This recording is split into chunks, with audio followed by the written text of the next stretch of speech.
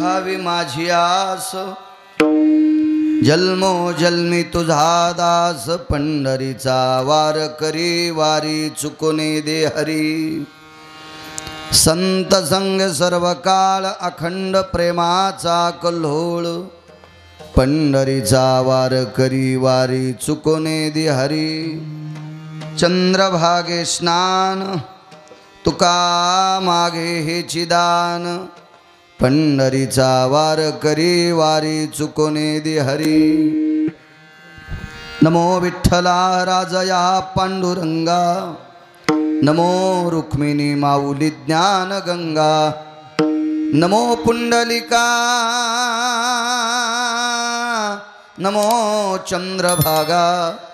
नमस्कार माझा रुक्मिणी पांडुरंगा, पांडुरंगा करू प्रथम, पांडुरंगा करू नमन नमन, पांडुरंगा करू प्रथम नमन, पांडुरंगा करू प्रथम नमन। दुसरे चरणा संतांचिया, दुसरे चरण संतांचिया, दुसरे चरण संतांचिया। त्यांच्या कृपादाने कथेचा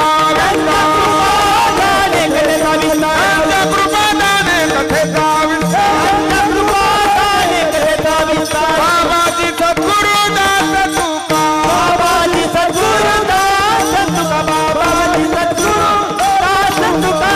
पुरोनिया कर चरणी ठेवी तो माता, चरणी ठेवी तो माता। परसावे वेदांते माझी पंढारी नाथा, हो परसावे वेदांते माझी पंढारी नाथा।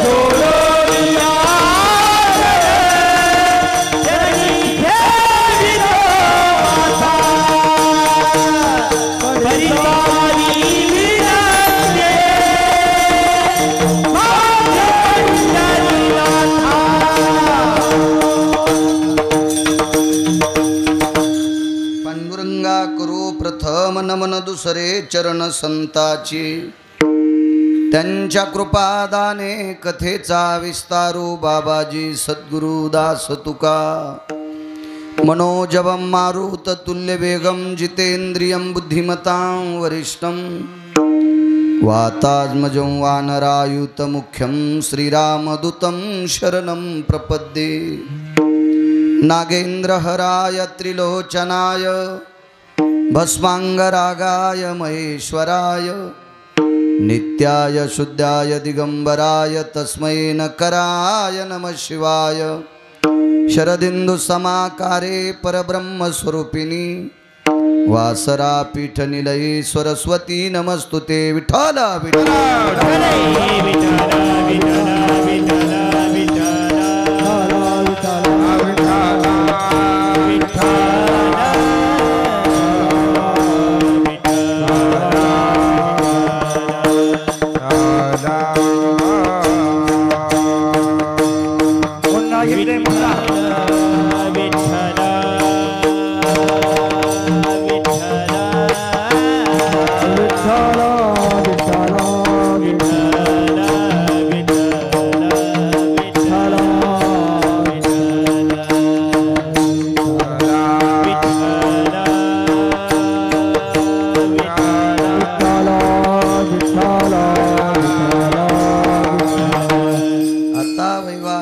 पावना तिभासती पंचानन समाना, तया श्रोत्याची आचरणी जाना साष्टांग नमन करीतसो।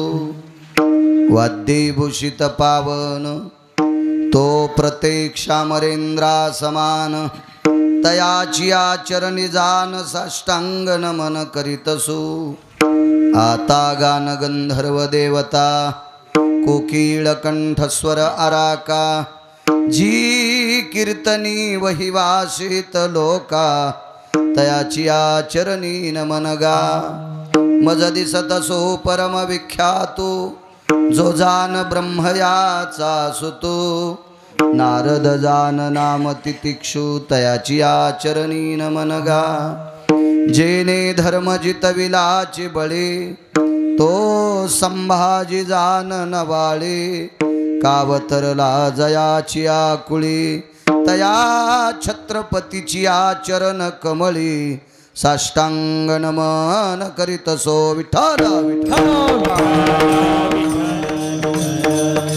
आता भिनव वाग्विलासिनी जे चातुर्यार्थ कला कामिनी ते श्री शारदा विश्वमोहिनी नमिली मिया नदी दिव्य गोदा तटीचा विलासी सदा प्रिय जो सज्जना वैष्णवासी जयावर्णिता प्रेम अत्यंत चित्ता नमस्कार माझा श्री गुरु एकनाथा विठ्ठल विठ्ठल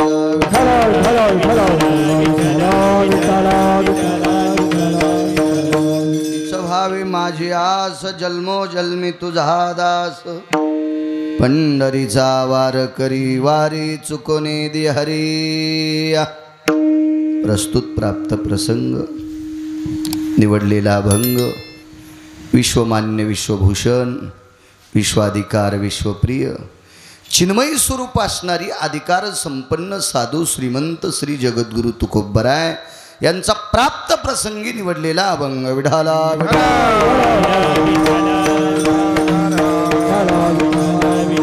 प्राप्त प्रसंगी निवडलेला अभंग माझ्या देहूतील मालकांचा आहे. मालक या अभंगाद्वारे ब्रह्मांड नायकाला पंढरीतल्या मालकाला विश्वाच्या मालकाला एक मागणी मागतात. राहू दे कोणाला त्यांना लागली हवाबत झाली काय हरकत आहे. जिल्ह्यापेक्षा तालुका मोठा झाला आज विठाला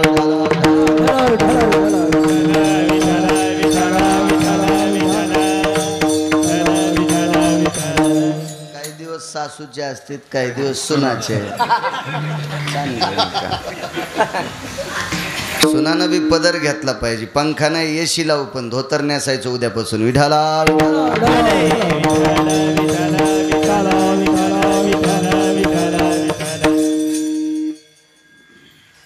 देहूतले मालक आजच्या अभंगाद्वारे पंढरीतल्या मालकांना मागणी मागतात. खरं तर मागणं हा संतांचा धर्म नाही. पण कोणी मागावं काय मागावं किती मागावं कशाकरता मागावं आणि कधी मागावं हे ज्यांना कळतंय ती फक्त ज्ञानोबाराय तुकोबाराय आहेत. मागण्या कळतात ती संत आणि मागण्या कळत नाहीत ती माणसं. तुम्ही आम्हाला जरी संत म्हणत असताल तरी आम्ही माणसं आहोत संत नव्हे. संत ती आहेत आतापर्यंत ज्यांना अर्थाचं स्वप्न सुद्धा पडलं नाही ती संत. मग तुकोबाराय आज विटेवरच्या मालकाला देहूतले मालक मागतात. पैसे नाही मागितले द्रव्य नाही मागितलं धान्य बाकी फौज फाटा जमीन जुमला हे काही मागितलं नाही. मागितलं फक्त दास्यत्व. हे जगदानंद कंद जगतपते ब्रह्मांड नायक पंढरीश पांडुरंग परमात्मा मला तुमचा दास करून घ्या. मला तुमचा सेवक व्हायचे. मालक सगळ्याला वाटते सेवक नाही वाटत. ज्या सासू सासऱ्यांनी 72च्या दुष्काळात एक टायमाच्या भाकरी खाल्ल्या आणि प्रॉपर्ट्या सांभाळून ठेवल्या त्या सासू सासऱ्याचा आदर पोरानं आणि या काल परवाच्या झिपऱ्या सुनानं किती करायला पाहिजे आदर. पण ह्या सुद्धा नालायक सुनाला वाटतंय सासूनं पटकन किल्ल्या हातात द्यावा. तू कारभार करायच्या लायकीची नाहीस मंजुळा. सारं इचकून जाईन ग. तुला नाशिकला गटू उचलायला जावं लागते आणि येड्यावानी करू नको. तिनं परिस्थिती पाहिली त्या सासूबाईनं, त्या सासरे बाबानं परिस्थिती पाहिली. एक टायमाची भाकरी कमी खाल्ली, पोटाला कसा आवळला आणि वाटेल ते काबाड कष्ट करून भुरकीवर पाणी टाकून शिळ्या तुकड्यासोबत ती भुरकी खाल्ली, ती चटणी खाल्ली. म्हणून प्रॉपर्टी शाबित आहे. त्या सासू सासऱ्याचा माल दास व्हायचं जरा लक्षात ठेव. वाटत नाही ती दास. ती सून असेल त्या पोराला सुद्धा वाटते बापान पटकन आपल्या हातात कारभार द्यावा. तुला काय कळतं कंटुल्या. जीनची पॅन्ट, कटचं शर्ट, भिताडासारखा मोबाईल. बाप रात्रंदिवस फाटकी बनेल घालून लोकाच्या शेतात काम करतो. घुगडा, तुला लाज वाटायला पाहिजे 90 रुपयाचा 90,000चा मोबाईल वापरायला. तू जगण्याच्या लायकीचा नाहीस नालायका. विठाला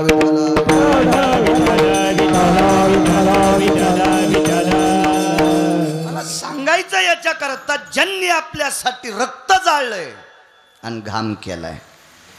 घाम रक्ताचा होत असतोय, घाम पेलेल्या पाण्याचा होत नसतो बापू.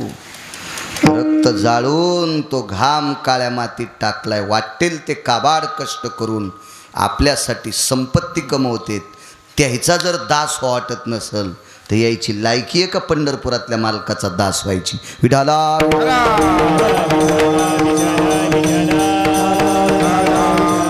कोणालाही वाटतंय मालक हो, कोणालाही वाटतं. अक्कल नसणाऱ्याला पण वाटतंय मालक हो, दास नाही वाटत.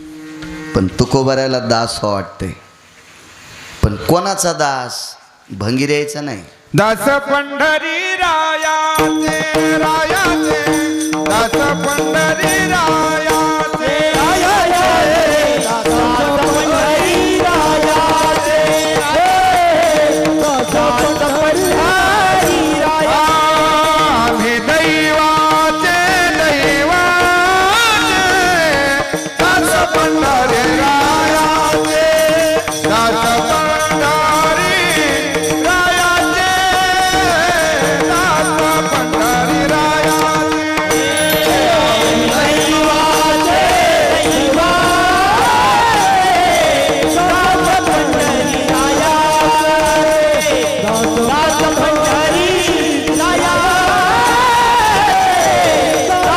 पंढरी रायाचे.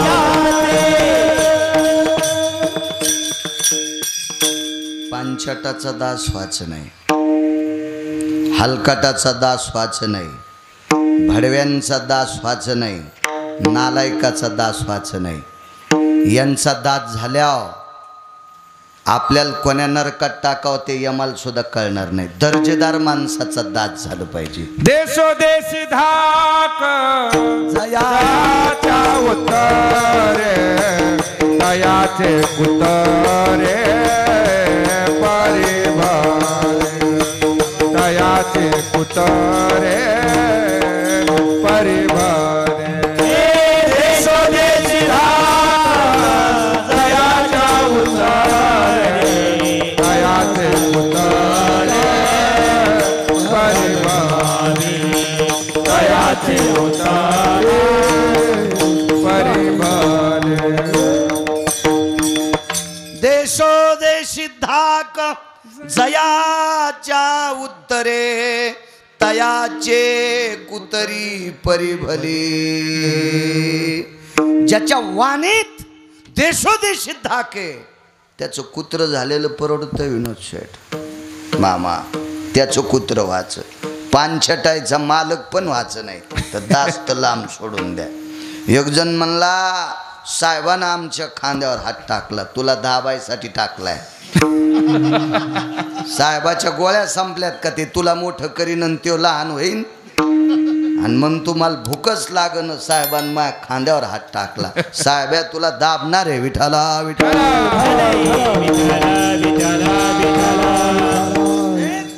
बोट उचलायचे नाही. झाडाखालचा ऊस वाळत नाही, पेर लागतच नाही. झाडाखालचं सोयाबीन वाळत नाही, शेंग लागतच नाही. झाडाखालचा कापूस महिनाभर पाऊस नसू द्या वाळत नाही, बोंड लागतच नाही. मोठाले झाड बारखाल्याला मोठं होत देत नाहीत. आणि तरी म्हणतेत माया खांद्यावर हात टाकला. गोळ्या संपल्यात का तुया सोमळ्या? विडाला जो आपल्याला मोठं करतोय त्याचा दास व्हायचंय, त्याचा दास. तुकोबार आहे का पंढरीतल्या मालकाचं दास्यत्व मागतात. जन्मो जन्मी तुझा दास. पुन्हा पंढरीचा वार करी, वारी चुकोने दि हरी. देवा मला पंढरपूरचा वारकरी करा. मला असं वाटतं या अभंगावर खूप कीर्तन केले असतील मी. मग मला लाज वाटली. मला आता बाळू तू दर महिन्याला पंढरील वारील जात जाय, नाही तर या अभंगावर तुला कीर्तन करण्याची लायकी नाही. विठाला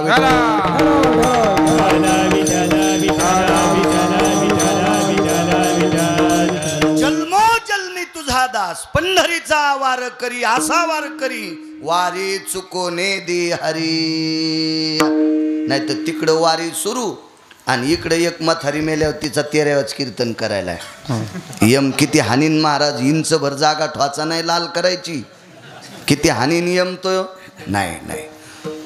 नित्य वारकरी कर. संत संगे सर्व काळ. मला संतांचं सानिध्य द्या का. अखंड प्रेमाचा कल्होळ. संतांच्या सानिध्यात प्रेम असते.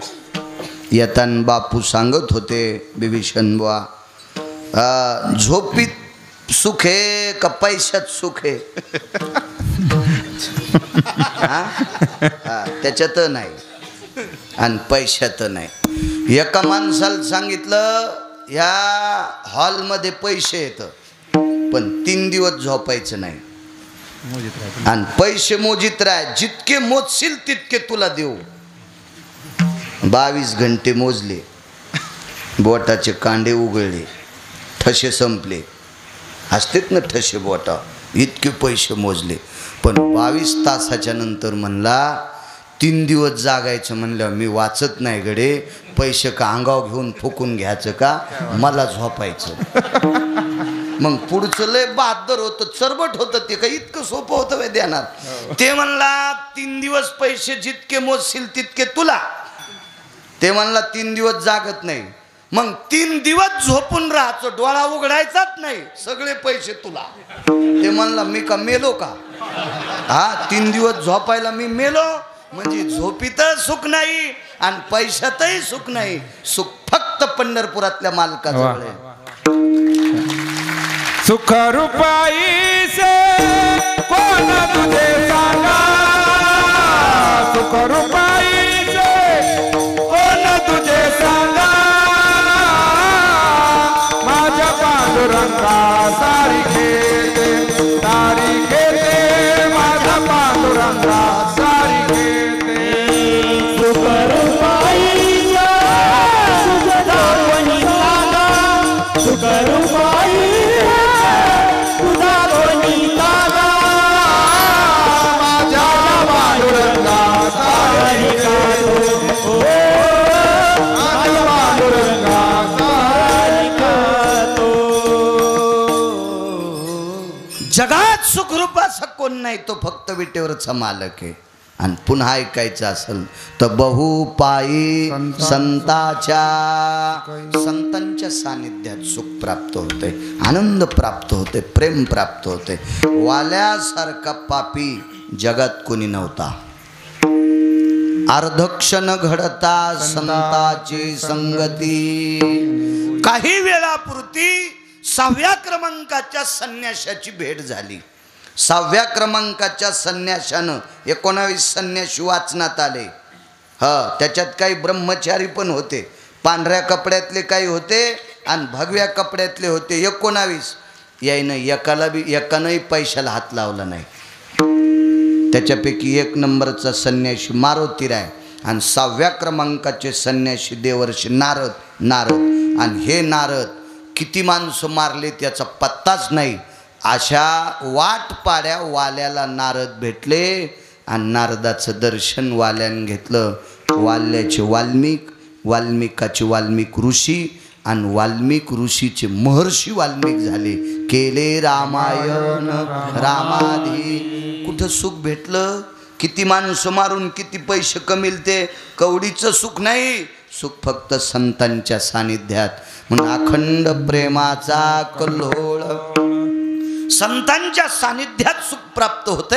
म्हणून देवा मला संतांचं सानिध्य द्या. शेवटची मागणी केली. चंद्रभागे स्नान तुका मागे हेचे दान. तीर्थ 360 सांगितले. तसे 350 गंगा येतात, 349 भारतात येतात, 2734 उपनद्या आहेत भारतात. 2734 उपनद्या. शिक्षण असू द्या मग 7वी तरी पण सांगतो. हे मेमरी कार्ड चांगलं दिलं आहे 250 GB म्हणून तर हे कमी जीबीचा मोबाईल वापरतो मी. तुमचे काय भेताळासारखे आहेत पण त्याच्यात काही गर्दा येतो, कोणाला गर्दा जातो. हा मोबाईल पतिव्रत आहे, याच्यात काही गर्दा येत नाही, याच्यात जात नाही. आणि मला काय घ्यायला मी केवढा घेईन ना विनोद शेठ, आहे का नाही? तुरी कापूस मला लय मोठं होत आहे. मी सोन्याचा घेईन, कॅमेरा चालू आहे, खोटं कशाला बोलायचं. भरपूर शेतीतून पैसे येतात. पण आता लोक लुगडं घातलं म्हातारपणी गाऊन घालायचं नाही. विठाला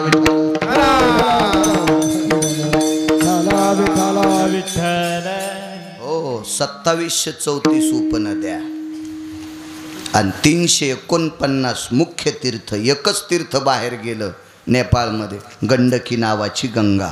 तिथे भगवान पांडुरंग परमात्माला पाषाणहून पडावं लागलं. हे 349 तीर्थ रोज दुपारी पंढरपूरला येतात. शंकर सांगे ऋषी जवळी सकल तीर्थे माध्यान काळी येती पुंडलिका जवळी करीती आंघोळी वंदिते चरण. 349 तीर्थ तुमच्या माझ्यासारख्या पाप्यानं आंघोळ केल्यावर ते मळून जातात. आणि मळालेले तीर्थ शुद्ध होण्यासाठी चंद्रभागेत जातात. म्हणून चंद्रभागे स्नान. म्हणून देहूतले मालक म्हणतात भगवान मला चंद्रभागेचं स्नान देऊन टाका. हा साधा सोपा सरळ अभंगाचा अर्थ. झालं कीर्तन. विठाला विठाला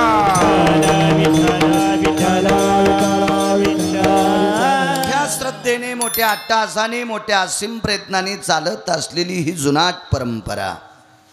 गुरुवर्य धर्मनिरपेक्ष, कर्तव्यनिरपेक्ष आणि सेवेचा फार मोठा दारवंट असलेले सद्गुरू कैकाडी महाराज गोर गरिबावर, सज्जनावर, रंजल्या गांजल्यावर अतूट कृपा करणारं गोडसं व्यक्तिमत्व. महान मुनी अशा लोकांना ऋषी म्हणायचं, योगी म्हणायचं, तपस्वी म्हणायचं. जे समाजाची सेवा करतात ते तपस्वी असतात. काय मगाशी एक सहज वाक्य ऐकलं. लोकांनी ज्यांना धान्य द्यावं त्या धान्याची बँक काढावी, त्याच्यावर मिळालेलं उत्पन्नावर शाळा चालवावी. किती मोठा धर्मनिरपेक्षपणा असेल, किती सात्विकता असेल, किती तात्विकता असेल, किती मोठा सेवेचा योग असेल. लाखो कीर्तनकार सुद्धा त्यांची बरोबरी करणार नाहीत. विठाला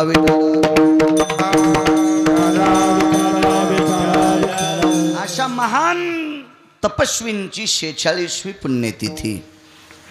चालत असलेला सोनेगाव ना, सोनेगाव करमंडळी तुम्हा सर्व ग्रामस्थांच्या वतीनं चालत असलेला ज्ञानदान अन्नदान सोहळा. एका सद्गुरूची, साधूची, तपस्वींची पुण्यतिथी. त्यानिमित्त चालत असलेला सोहळा आणि त्या सोहळ्यात आजच्या 7व्या दिवसाचं कीर्तन माझ्याकडं आलं. एका परमपावन साधूच्या पदस्पर्शाने पुनीत असणारी भूमी अशा ठिकाणी कीर्तन करण्याचा योग येतोय.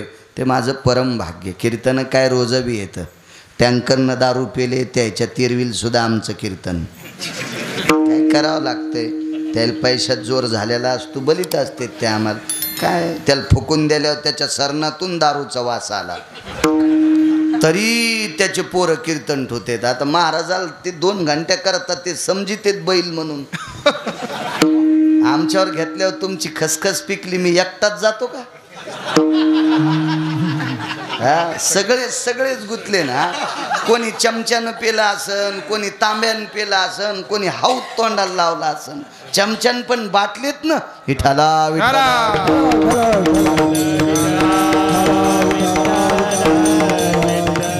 पण ज्या साधूने साधना केली, समाजाची सेवा केली, फार मोठा सेवेचा उत्तुंग वारसा ज्यांच्या जीवनात हे पंढरपुरातल्या मालकाच्या अंतःकरणातली लोक असतात.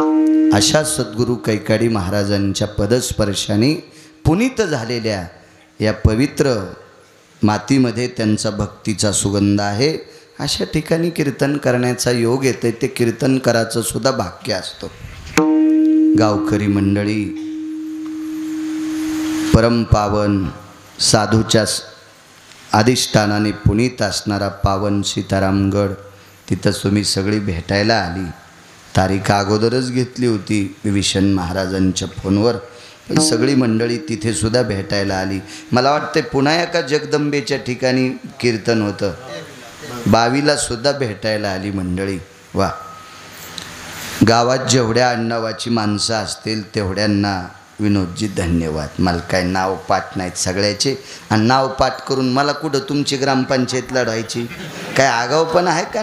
संपला कीर्तन करायचं, निघलं. बायता पाणीन फिरता साधू, साधून फिरत राहून पाण्यान वाहत राहा. पाण्यान वाहनं बंद केलं की शेवाळं येतंय, आणि साधू एका जाग्यावर राहिला की जेवाऱ्या पाडायला लावते. विठाला विठाला.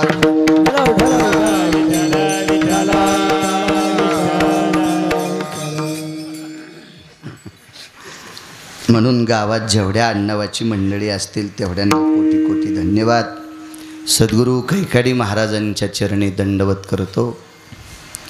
सेवेचा फार मोठा उत्तुंग गरुड झेप ज्यांच्या जीवनात होती, असे महात्मे शरीरानं जरी गेले असतील तरी आशीर्वादाच्या रूपानं कायमस्वरूपी पंचक्रोशीत राहावं.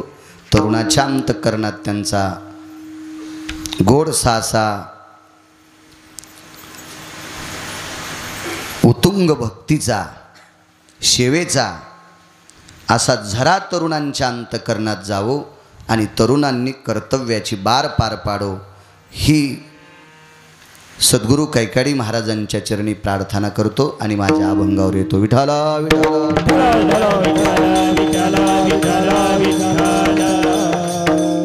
देहूतले मालक विटेवरच्या मालकाला म्हणतात, प्रभू मला तुमचा जन्मोजन्मी दास व्हायचंय. देवानं विचारलं, तुकोबार आहे, बाकीचे देव नाहीत का? मग त्या देवायचा दास व्हानं. तुकोबार आहे म्हणले, देवा मी भंगिऱ्या देवायला मोजीत नाही, मी भंगिऱ्या देवायच्या पाया पडत नाही. शेंदरी हिंदरी हो न पूजी भूते केते. जे देव स्वतःच्या पोटाकरता भीक मागायले त्या भीक माग्या देवायच्या मी पायाच पडत नाही, तर दास कशाला सांगता? मी नाही त्यांचा दास होणार. दास हा दर्जेदार देवांचा झालं पाहिजे.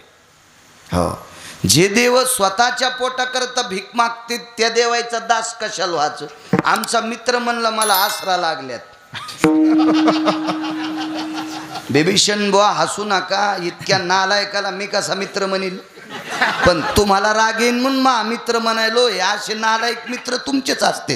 विठाला विठाला.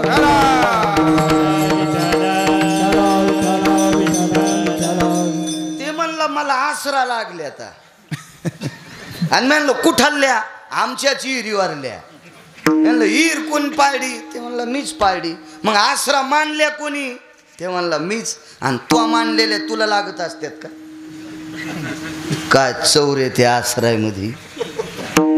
तू आज दगड उचलले, तू आज शेंदूर लावला, तू आज बशिल्या, पुन्हा मिस्त्री म्हणला इथं सिमेंट कालवायचं, पुन्हा आसरा उचलल्या, पुन्हा तिथं वाळूचा ढिगल लागला, तिथं टोपल्यात भरून पुन्हा उचलल्या, आणि मग पाठथराला चिटकिल्या.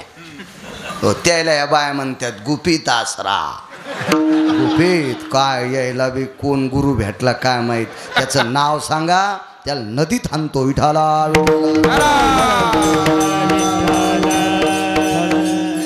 दम नाही कीर्तनाला, दम नाही भागवताला, दम नाही रामायणाला. आता शिवपुराणं बी आपल्या महाराष्ट्रात भरपूर चालले, तर काय पाच काम नाही, पण गुण नाही तुम्हाला.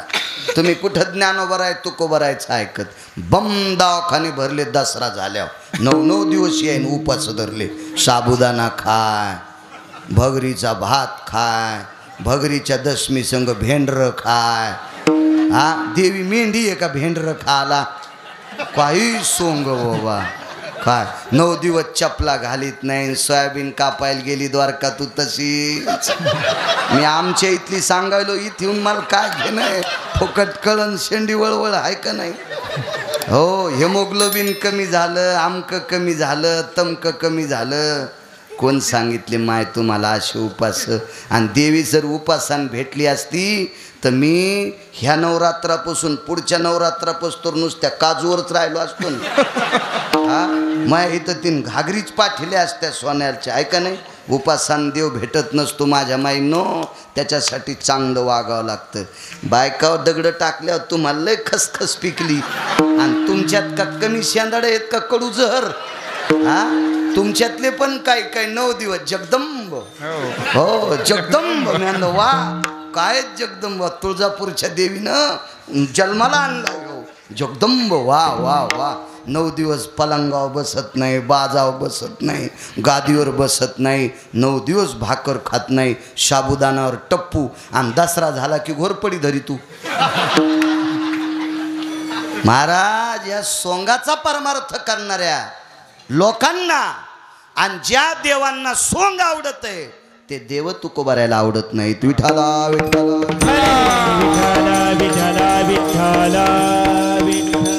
माझ्या माईंनो सज्जनांनो, आपण ज्ञानोबाराय तुकोबारायच्या राज्यातली लोक आहोत. आपण पाखंड्यांना मानायचं नाही, भोंदू महाराजांना सुद्धा मानायचं नाही.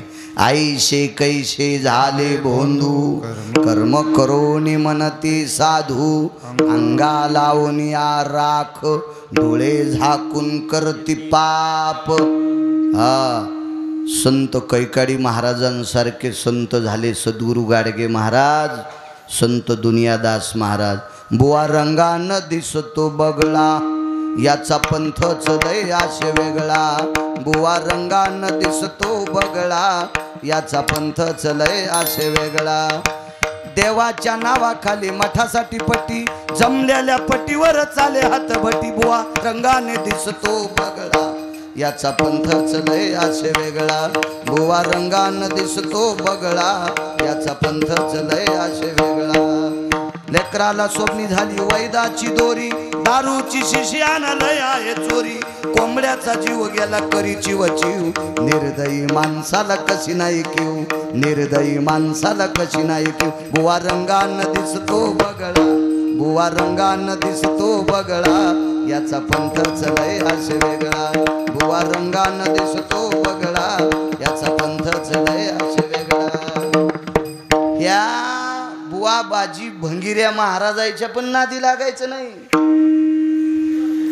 पवित्र डोकं चांगल्या महाराजांच्या पायावर टेकायचं.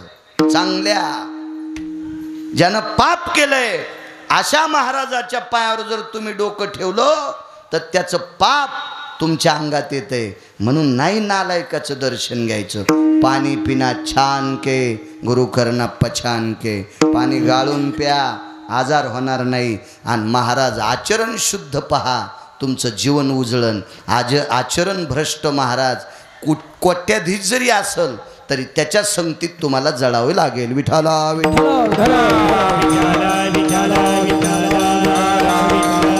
म्हणून तुकोबाराय म्हणतात, देवा मला कोण्याही देवाचा दास करू नकोस, मला दास फक्त तुमचा व्हायचंय. प्रश्न केला, असं माझ्याकडं काय आहे? तुम्ही जेवढी लोक इथं बसलेली मला आशीर्वाद देताल तेवढा गिरगावचा बाळू बोलण्याचा प्रयत्न करेन की पंढरपुरातल्या मालकाचा दास का व्हायचं. आध्यात्मिक क्षेत्रातल्या वारकरी संप्रदायातल्या बऱ्यापैकी लोकांना गुरुवर्य ज्ञानसूर्य रंगनाथ गुरुजींचं नाव पाठ असेल. गुरुवर्य रंगनाथ गुरुजी परभणीकर, प्रचंड विद्वान व्यक्ती. ज्ञानोबाराय आपण पाहू शकत नाहीत, पण ज्ञानोबाराय पाहाचे ज्ञानेश्वरीत. तुकोबाराय पाहू शकत नाहीत, तुकोबाराय पाहाचे गाथ्यात. नाथबाबा पाहू शकत नाहीत, ते बघायचे नाथ भागवतात. पण ज्ञानोबारायच्या नंतर, तुकोबारायच्या नंतर, निळोबारायच्या नंतर जर कोण ज्ञानाचा सूर्य असेल ते रंगनाथ गुरुजी परभणीकर होते. आणि रंगनाथ गुरुजींचे वंशज रानोबा नावाची एक व्यक्ती महिन्याचे पंढरपूरचे वारकरी होते. का पंढरपुरातल्या मालकाचा दास वाचे याचं कारण सांगतो. आणि देवानं सुद्धा तुकोबारायला विचारलं, तुम्हाला माझाच दास का? या शब्दाचा अर्थ नौकर. माझाच कशा करता दास वाचे? तर त्याचं उत्तर ऐका पुढे. ते पंढरपूरचे महिन्याचे वारकरी होते. दशमीला सकाळी पंढरीला जायचे, स्नान करायचे. एकादशीच्या दिवशी स्नान, नगर प्रदक्षिणा, कळसाचं दर्शन. त्या काळात गर्दी नसल्यामुळे देवाचंही दर्शन व्हायचं. आणि द्वादशी सोहळ्याच्या नंतर दुपारच्या नंतर रानोबा महाराज गावाकडं निघायचे. पंढरपूरची वारी करून करून करून करून रानोबा महाराजांचे पाय वाकले. पाय असे पाय झाले, पंजे जवळ आले आणि गुडघे बाहेर गेले. तर रानोबा महाराजाचे चालता चालता घोटे घासत होते, घोटे. इतके पाय वाकले. काय वाऱ्या करीत होते महाराज लोक. आता एकच दिवस वारीत जातो, सेल्फी काढतो आणि सगळ्याला व्हॉट्सअपला दाखवतो मी वारीत गेलो, आणि तिथून आल्यावर पुन्हा इकडं पाखरं हानी तू. देवाच्या का गोळ्या संपल्यात का, देवाचे का डोळे बंद झालेत? किती नाटकं आमच्याकडे, किती नाटकं. ही लोक नाटकी नव्हती महाराज. पाय वाकले, पाय वारी करू करू. आणि फार दिवस वारी करत असताना शरीर थकलं आणि एके दिवशी घरच्या लोकांनी सांगितलं, पुरे झाली आता, नकोय वारी, तुम्हाला चालता येत नाही, तुमचे पायाचे घोटे असे घासतात, त्याला जखमा झाल्याता. तर त्यांनी सांगितलं, वारीला जातो म्हणून पाय घासतेत, वारीला जातो म्हणून पाय वाकलेत, वारीला जातो म्हणून जखमा झाल्यात, आणि घरी जर झोपलो तर सोनं होईन का? पायी निष्ठावंत लोकांची भाषा असते. सोनं होईन का माय शरीराचं? घरचे लोकांनी बोलणं बंद केलं आणि रानोबा महाराज वारी करतच होते. एकदा पंढरपूरहून परत गावाकडं निघाले. सोनपेठ गाव होतं त्यांचं, परभणी जिल्ह्यातलं सोनपेठ. आणि ते निघाले परत एका गावात असंच मंदिर. त्या काळात आता इतकी मोठी मंदिरं नव्हती, आता बऱ्यापैकी सुकाळ असल्यामुळे मंदिरं वगैरे सभागृह मोठी मोठी झालेली आहेत. राजकीय लोकांचं सुद्धा योगदान त्याच्यात आहे. आणि मग छोटी छोटी मंदिरं होती त्या काळात. एका मारुतीरायाच्या मंदिरामध्ये रानोबा महाराजांचा मुक्काम. वळकट टाकली, भोपळा भरून आणला, खुंटीला अडकवला, भजन केलं. आणि भजन आटपल्याच्या नंतर मधुकरी मागितली. मधुकरीमध्ये 1-1.5 भाकरी आली असेल, चतकोर तुकडा देत होते. त्या काळात एवढी जेवारी नव्हती ना, बंदी भाकरी द्यायला फार अडचणी होत्या. अहो काही लोकायला जेवायलाच एकदा होतं. असं जर जीनच्या पॅन्टीवाल्याला सांगितलं तर ते म्हणतील गिरगावच्या बाळूच्या गोळ्या संपल्यात, याला हॉस्पिटलमध्ये न्या म्हणतील. आता इतका अन्नाचा सुकाळ, आता सुकाळ झालाय. इथं बसलेल्या कोण्याही तरुणांनी 60-70 वर्षाच्या म्हाताऱ्याला विचारा, भाकरीचा दुष्काळ किती होता. शेतात भाकरी नेल्याच्या नंतर डबे तर नव्हतेच ना, टिफिन नव्हते, पालवात गाळणं म्हणायचे, पालव म्हणायचे, त्याच्यात बांधून. तर भाकरी खाल्ल्याच्या नंतर जो कुस्कूर पडतो का, ते असा करून हातावर घेऊन खात होते. आता इतके उतू आले. संध्याकाळी खिचडीचं कुकर शिजवलं आणि संध्याकाळी नाही खाल्लं की पहाटे पालथं केलं. हो, असंच जर करत राहताल तर 2050 अन्नाचा दुष्काळ येणार आहे. हो, मी काही शाप देत नाही आणि माझं थोडंच लागणार आहे कोणाला, पण तज्ज्ञाचं वाक्य सांगतोय. अन्नाची जी जी नासाडी करते त्या लोकांना त्याचा पश्चाताप होईल, ते पाप फेडावं लागेल. महाराष्ट्रात शक्यतो ते होणार नाही, कारण आपल्याकडे अन्नाला देव समजून खाणारी माणसं आहेत. मोठ्या मोठ्या लग्नामध्ये असे कवटं फेकून दिल्यासारखे गुलाबजामुन, आपल्याला शुगर आहे, घे तू कशाला सुमळ्या, नाही म्हणले मी गोड खातच नाही. मग तू बैल आहे का घ्यायला? बैलाला कळत नाही किती वैरण टाका, ते नाही म्हणतच नाही. आपण माणसं आहेत ना, लागेल तितकं घेतलं पाहिजे. फार दुष्काळ होता. माझ्या लहानपणी एक तलावाचं काम चालू होतं, पाझर तलावाचं. सोमवारचा दिवस होता आणि त्या बाईल सोमवार होता आणि सोमवारी पगार वाटायची 8 दिवसाची, वर्षल यायला. त्याचं नाव त्याला वर्षल म्हणायचे. शासनाचा माणूस येत होता जिल्हा परिषदचा, आणि ते वर्षलना अशी यादी काढी, चला अमक्या बाई, तमकेराव वगैरे वगैरे. तर ती बाई आली आणि त्या बाईच्या अशा वटीत आंबाड्या भाजल्या होत्या. आंबाड्या नाही कळायच्या जीनच्या पॅन्टीवाल्याला. तुमच्यासाठी काळ गोड आलाय राजू हो. आंबाड्या मीठ लावून भाजलेल्या होत्या आणि ती बाई रांगेला लागून आंबाड्या खात होती. तो वर्षलनं जवळ आल्या, विचारलं बाई काय खाल्या? काही नाही साहेब, सोमवार सोडायले. तर वर्षल म्हणले बाई सोमवार भाकरी नाही, पोळी नाही, भाजी नाही. भाकरीसाठी ज्वारीच नाही, भाकरी खाऊ कशाच्या? आणि मग तुम्ही रांगेला लागल्यावर कसं काय आंबाड्या खाल्या? अजून माझी अर्धी बरास खांदायची राहिली. आणि मुकदमानं सगळ्या बराशीचं माप दिलंय, पाप नकोय म्हणून हा टाईम तिथं बसून आंबाड्या खाण्यापेक्षा रांगेला लागून आंबाड्या खाले आणि उरलेल्या टायमात बरास खाले. वर्षलचे डोळे भरून आलते, डोळे भरून. एका बाईला 2 नायब तहसीलदार पोरं झाले, आता रिटायर आहेत ते पोरं, नायब तहसीलदार. त्या बाईला भेटलो मी, म्हणलं बाई त्या काळात पोरं कसे तहसीलदार केले? बाईनं सांगितलं महाराज, दोन्ही बाळंतपणाच्या वेळेस बाळंतीन झाल्यावर भाकरी खालाच नव्हती. तांदूळ कुंदऱ्याची भाजी शिजिली, त्याच्यात मिठाचा खडा टाकला, अशी पिळली आणि त्या भाजीचे पिळे खाल्ले आणि त्या भाजीचं दूध येत होतं आणि या दोन्ही लेकरायला पाजित होते आणि त्या भाजीच्या दुधावर हे पोरं शिकले आणि मग हे नायब तहसीलदार झाले. ह्या परिस्थित्या फक्त जुन्या लोकांना माहीत आहेत.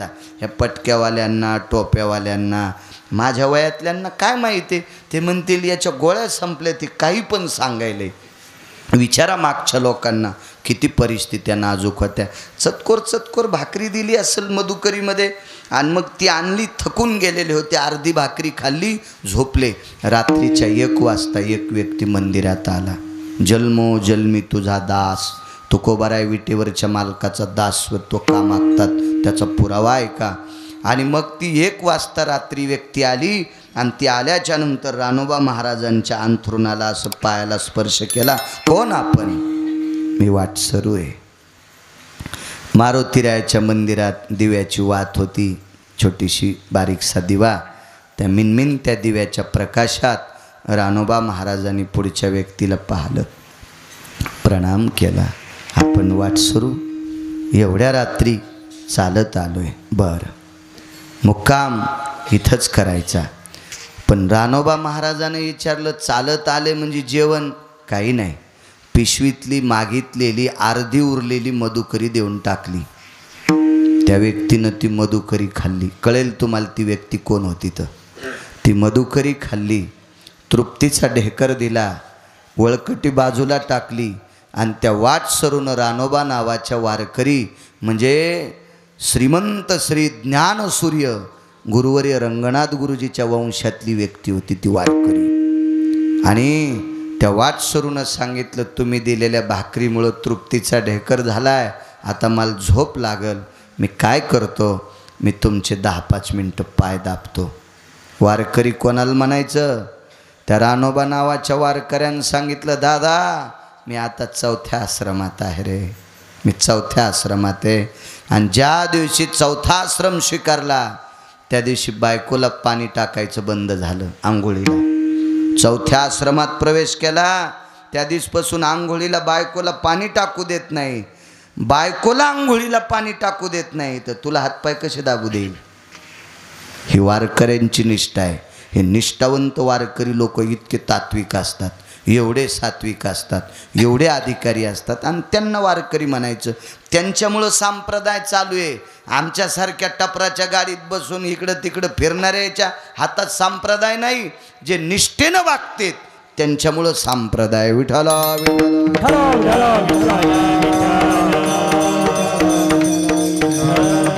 नाही करू देत म्हणे मी तुम्हाला माझे पायाची सेवा, पाय दाबू देत नाही.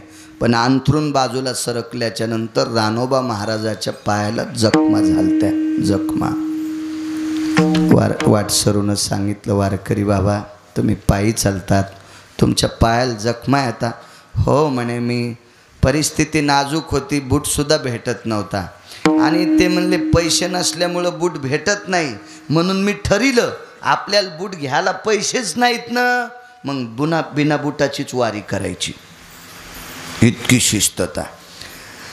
तर त्या वाटसरून सांगितलं, पायाला खडे टोचत असतील, वाळलेल्या काड्या टोचत असत्याल, किती तुम्हाला त्रास आहे, असू दे मालक निभून नेतोय. तर त्या वाटसरून सांगितलं, माझ्याकडे एक औषध आहे आणि ते औषध तुमच्या तळपायाला लावलं की तुमच्या जखमा राहत्यात, मी लावू का? तर रानोबा नावाच्या वारकरी बाबानं सांगितलं, माझ्या हातावर औषध द्या, मी माझ्या हातानं तळपायाला लावतो. तुमच्यासारख्या वाटसरूचे पाय माझ्या तळपायाला कशाला, कुठेही पाय पडतेत, नकोय.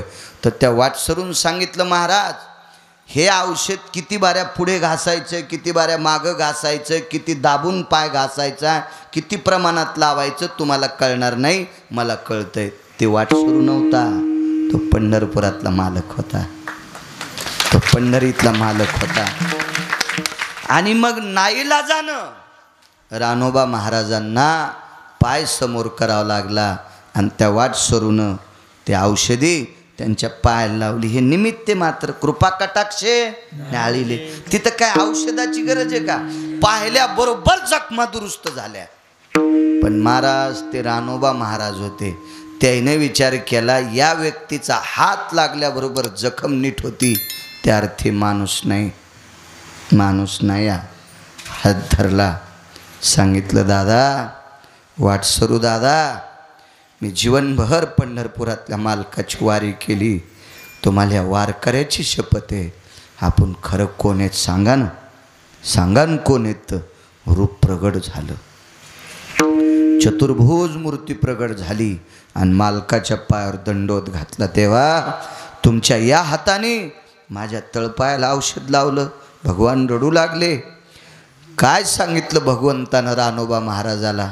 रानोबा महाराज, तुमच्या या निष्ठेच्या वारीचं कर्ज माझ्या डोक्यावर झालंय. देवसुद्धा ऋणी होत असतो कर्जाने.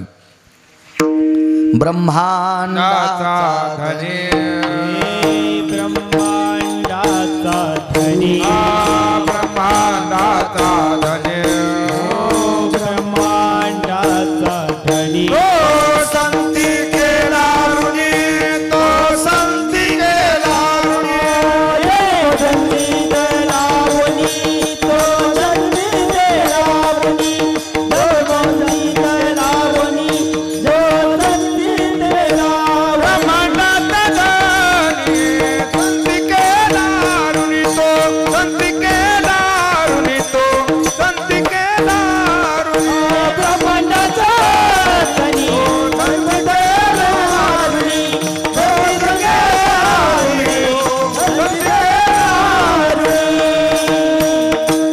महाराज, या निखळ सेवेचं पुण्य, या पुण्याचं कर्ज देवाच्या डोक्यावर होतं. तो संती केला ऋणी. पाय दुरुस्त झाले. विटेवरच्या मालकाने रानोबा नावाच्या वारकऱ्याला एकांतात, साक्षीला फक्त एक वारकरी आहे, त्या वारकऱ्याचं नाव आहे मारुतीराय. विश्वातला 1 नंबरचा वारकरी. मारुतीराय सारखे वारकरी कोणी झाले नाही आणि ते वारकरी सानिध्यात होते. विटेवरच्या मालकानं सांगितलं, रानोबा महाराज, आता चलण्यासाठी तळपायाचा त्रास संपला, पण पाय वाकलेले सरळ करू का? तुमचे पाय सरळ करू का वाकलेले? रानोबा महाराज देवाला म्हणतात, देवा पाय काय सरळ करशील तू? मी जर तुला मागितलं तर मला तू 20 वर्षाचा तरुण करशील. आणि काय देवाला अशक्य आहे? रानोबा महाराजाला 20 वर्षाचा तरुण केलं असतं, तरुण. पण देवा जे घिन्ने नको रे देवा. माझे तळपाय नीट केलेस एवढं पुरे झालं. वाकलेले पाय जर सरळ केलेस तर मराठवाड्यातले लोक तुझ्या पाया पडायला येणार नाहीत, माझ्याच पडतील. हा म्हणून अवडंबर नको म्हणणारी खरी वारकरी असते. हे अंगाला पसारा चिटकून घेत नाहीत, हे खरी वारकरी आहेत.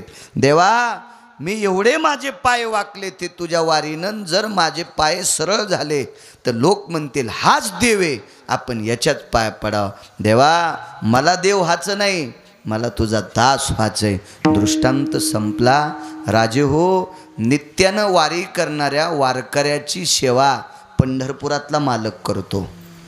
वारकऱ्यांची सेवा पंढरपुरातला मालक करतो. वारकऱ्याची चर्या पंढरपुरातला मालक करतो. वारकऱ्याच्या पायाच्या जखमा पंढरपुरातला मालक दुरुस्त करतो. त्याच्यावरची संकट पंढरपुरातला मालक दुरुस्त करतो. याचा व्यासंग तुकोबारायच्या अंतकरणात होता. म्हणून तुकोबाराय म्हणतात जो देव वारकऱ्याच्या सेवेत आहे आपण त्या देवाचं दास्यत्व करायचं, बाकीच्यांचं नकोय. म्हणून मालक पाहिजे हेची व्हावी माझी आस, हेची व्हावी माझी आस, हेची व्हावी माझी आस, हेची व्हावी माझी आस, ओ हेची व्हावी माझी आस, हेची व्हावी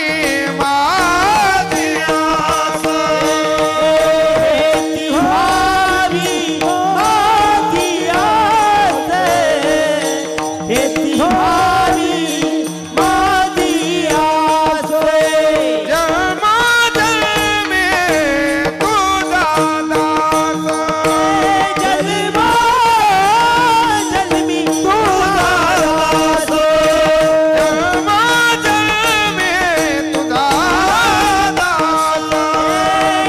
जन्मोजन्मी तुझा दास, जन्मा जन्मी तुझा दास.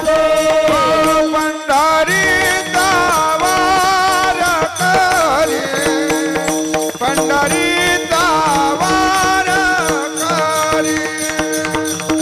पंढरीचा वार करी, पंढरीचा वार करी, पंढरीचा वार करी.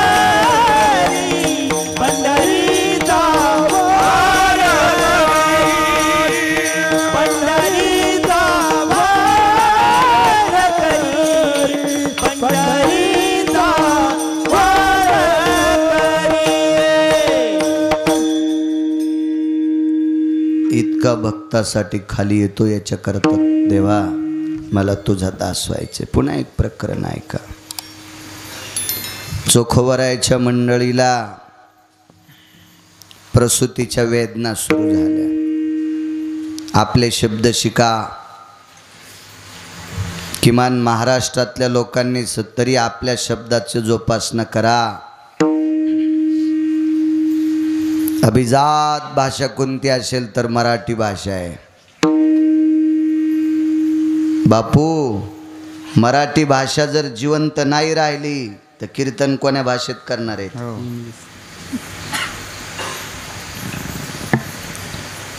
म्हणून भजन कोण्या भाषेत करताल? मराठी भाषा सर्व भाषांची राणी आहे, सर्व भाषांची मालकीण आहे, बॉस आहे सर्व भाषांची. एवढी मराठी भाषा.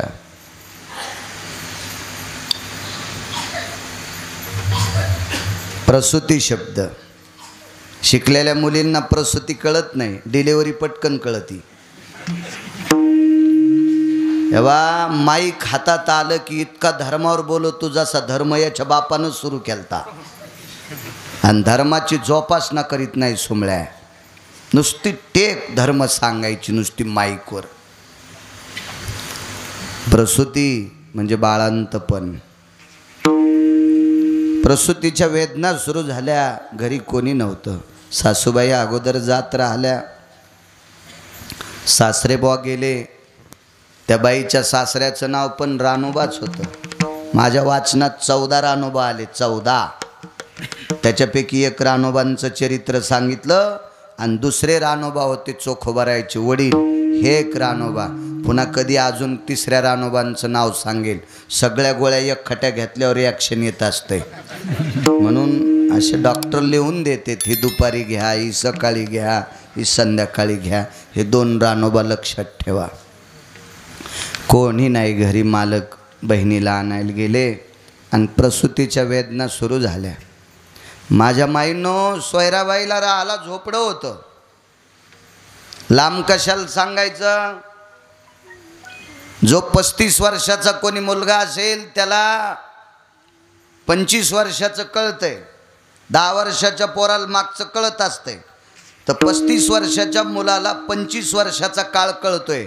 तर 25 वर्षापूर्वी तुमच्या सोने गावात किती लोकांना मोठे घरं होते हे 35 वर्षाच्या मुलाला कळतंय. किती आता घरं भरगच्च झाले असतील, मोठी झाली असतील, भाग सोडून द्या.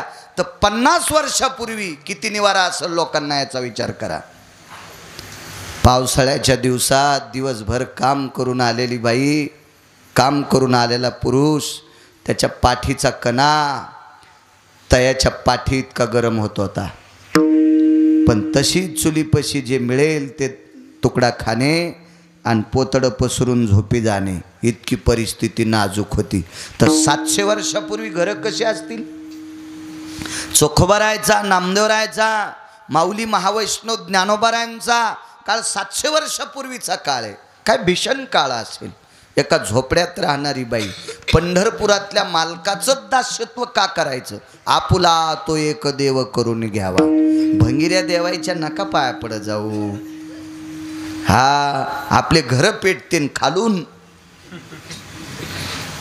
काय ते देव देणार आहेत तुम्हाला. काही काय देवायला बोकडे पाहिजे. बोकड्या किती हरामखोरे माहिती आहे का तुम्हाला. शेतकरी आहेत ना तुम्ही सगळे. मी कीर्तनकार जर असेल तर आधी शेतकरी आणि मग कीर्तनकार. हो, आधी कीर्तनकार नाही, आधी शेतकरी. मी संतांपेक्षा देवापेक्षा जास्त शेतीला मानतो. आधी शेती, मग संत आणि मग देव. शेतीच्या नंतर देव नाही. संत नसते तर देव कळायला नसते ना. देव कळायला नसते. मग देव कळून दाखवायची ताकद संतात आहे. म्हणून शेतीच्या नंतर संत. एक जण म्हणला संताला आधी मानणं नाही. भाकरीच पोटात नसल्यावर संत कळत आहेत का. दाखवा बरं 10 दिवसाचा उपवासी बसवाबर कीर्तनात. त्याला मना वाटतं का रामकृष्णारी. कसं शक्य आहे. अन्नमय प्राण आहे. त्या काळ्या मातीतून निर्माण झालेले मोती आपल्याला प्राण देतात, त्राण देतात.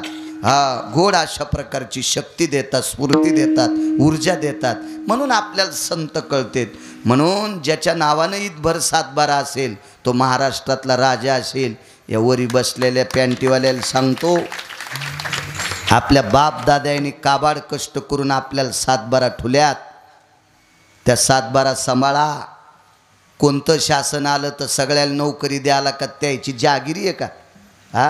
500 कलेक्टर झाले तर एका तालुक्यात किती कलेक्टर असतील. आमचं पोराला शाळा पुढं वडीतीन मागं दप्तर वडीत आहे. इतकं त्याचं दप्तर जड आहे तरी कोणता प्रश्न विचारला तर सांगत आहे. मी म्हणलं मग तुझ्यासारखे सगळेच विद्यार्थी हुशार झाले आणि कलेक्टर झाले तर शासन नोकऱ्या तरी किती लोकांना देईल. त्याला म्हणलं हे तर शिक, पण म्या कमिलेल्या जमिनीत बी कवा काय पेरी तिथे ध्यानात ठुई. हो, नाही तर शिकून शिकून घरी बसशीन आणि मसळ दारात बांधलेली गाय दारात बांधलेली. गडी मेवणीच्या पोराच्या लग्नाला गेला. गडी मेवणीच्या पोराच्या लग्नाला गेला आणि आमचं पोरग वघाराकडं पाहलंय, वासराकडं पाहलंय. वासराला सोडता येणं म्हणून गाईला पेता येणं, वघाराला सोडलं नाही म्हणून म्हशीला पेता येणं, आणि याला धार काढता येणं म्हणून दूध पेता येणं. आमच्या पोराला सांगितलं वघारात आणि वासरात तू काय फरक आहे. मग त्याच्यामुळं शिकता शिकता हे बी ध्यानात ठेवी. विठाला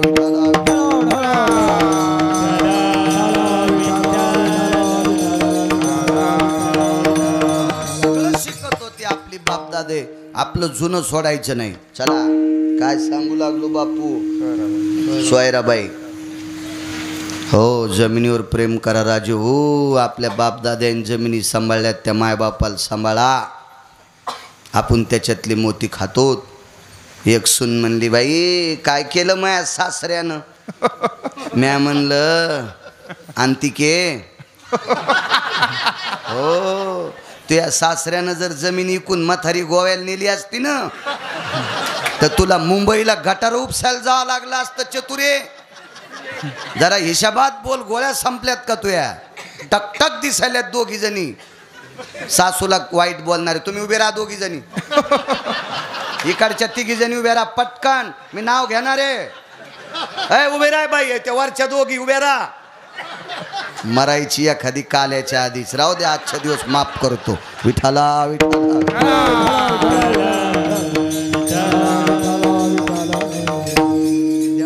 हो मेला आणलाच कशाला, आमच्यात बॉम्ब टाकी. घामपूस आहे बाई, घामपूस मला काही कळत नाही. सासूल खराब बोलतात, लगेच 7-8 जणी ओळखू आल्या. कपाळ ओले झाले ना घामान त्याचे. त्याला वाटलं याला खरंच कळत का नाही. विठाला विठाला.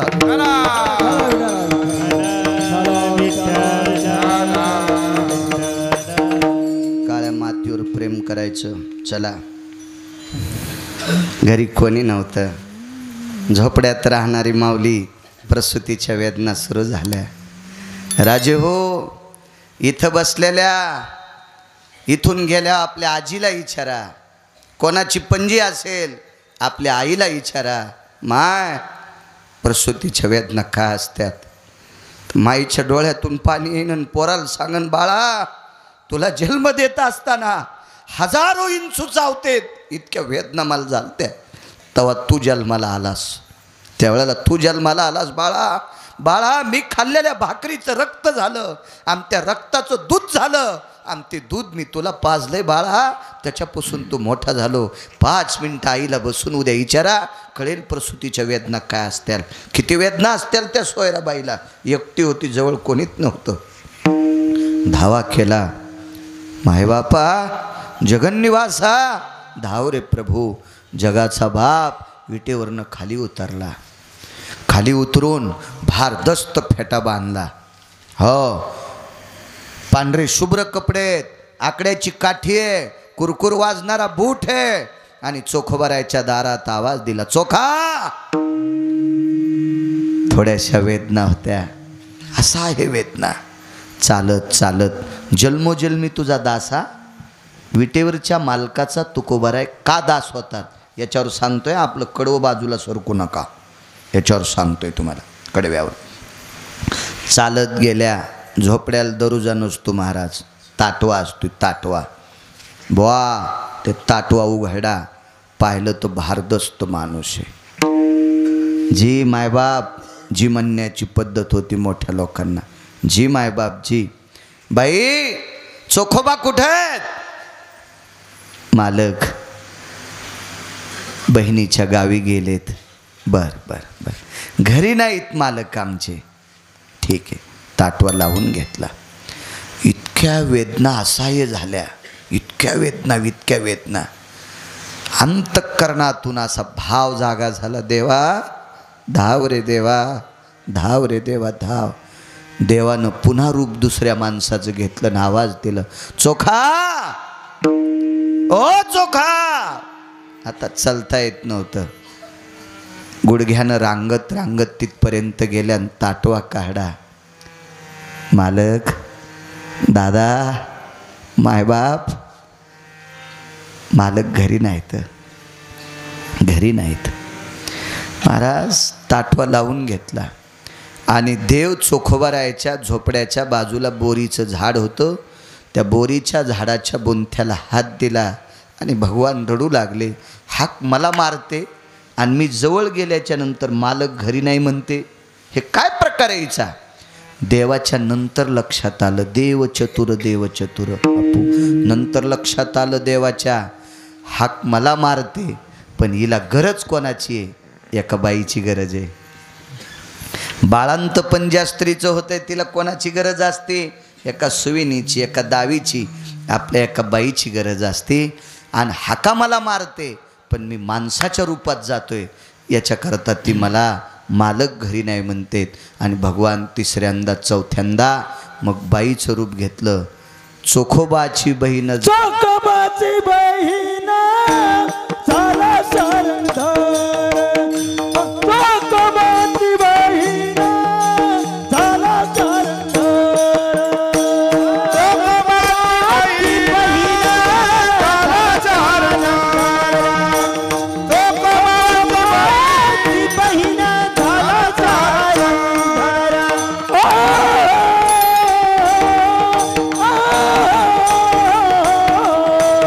कोकमाची बहीण झाला सरंदार कोकमाची बहीण झाला सरंदार कोकमाची बहीण झाला सरंदार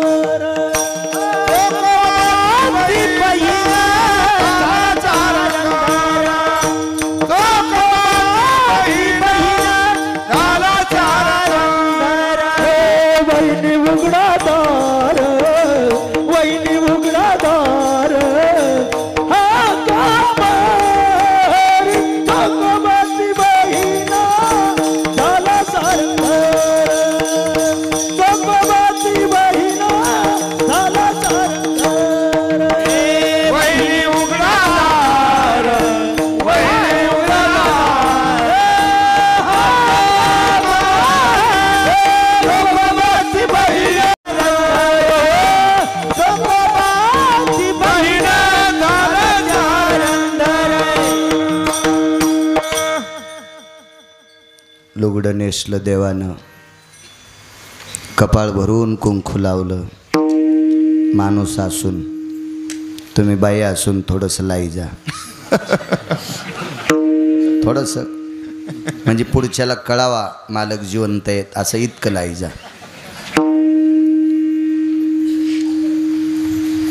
जाऊ द्या टिकली का लावीनच आमच्या लावायला तर तुमच्या घरावर कशाला दगड टाकावं पण दिसल अशी लाई जा टिकली का लाईनत पण इथं लाईत असते तिथं लावायली वरी का कोंबडी बसवायची गांडे घोळायला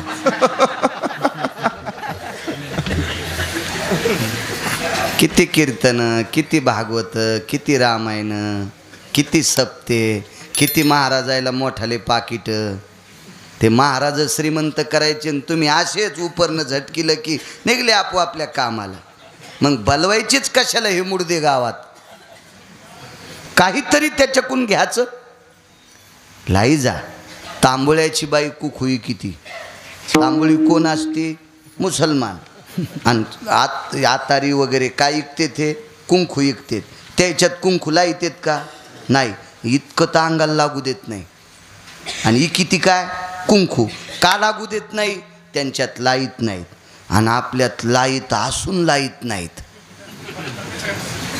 मग मला असं वाटतंय आपण तांबुळी नाहीत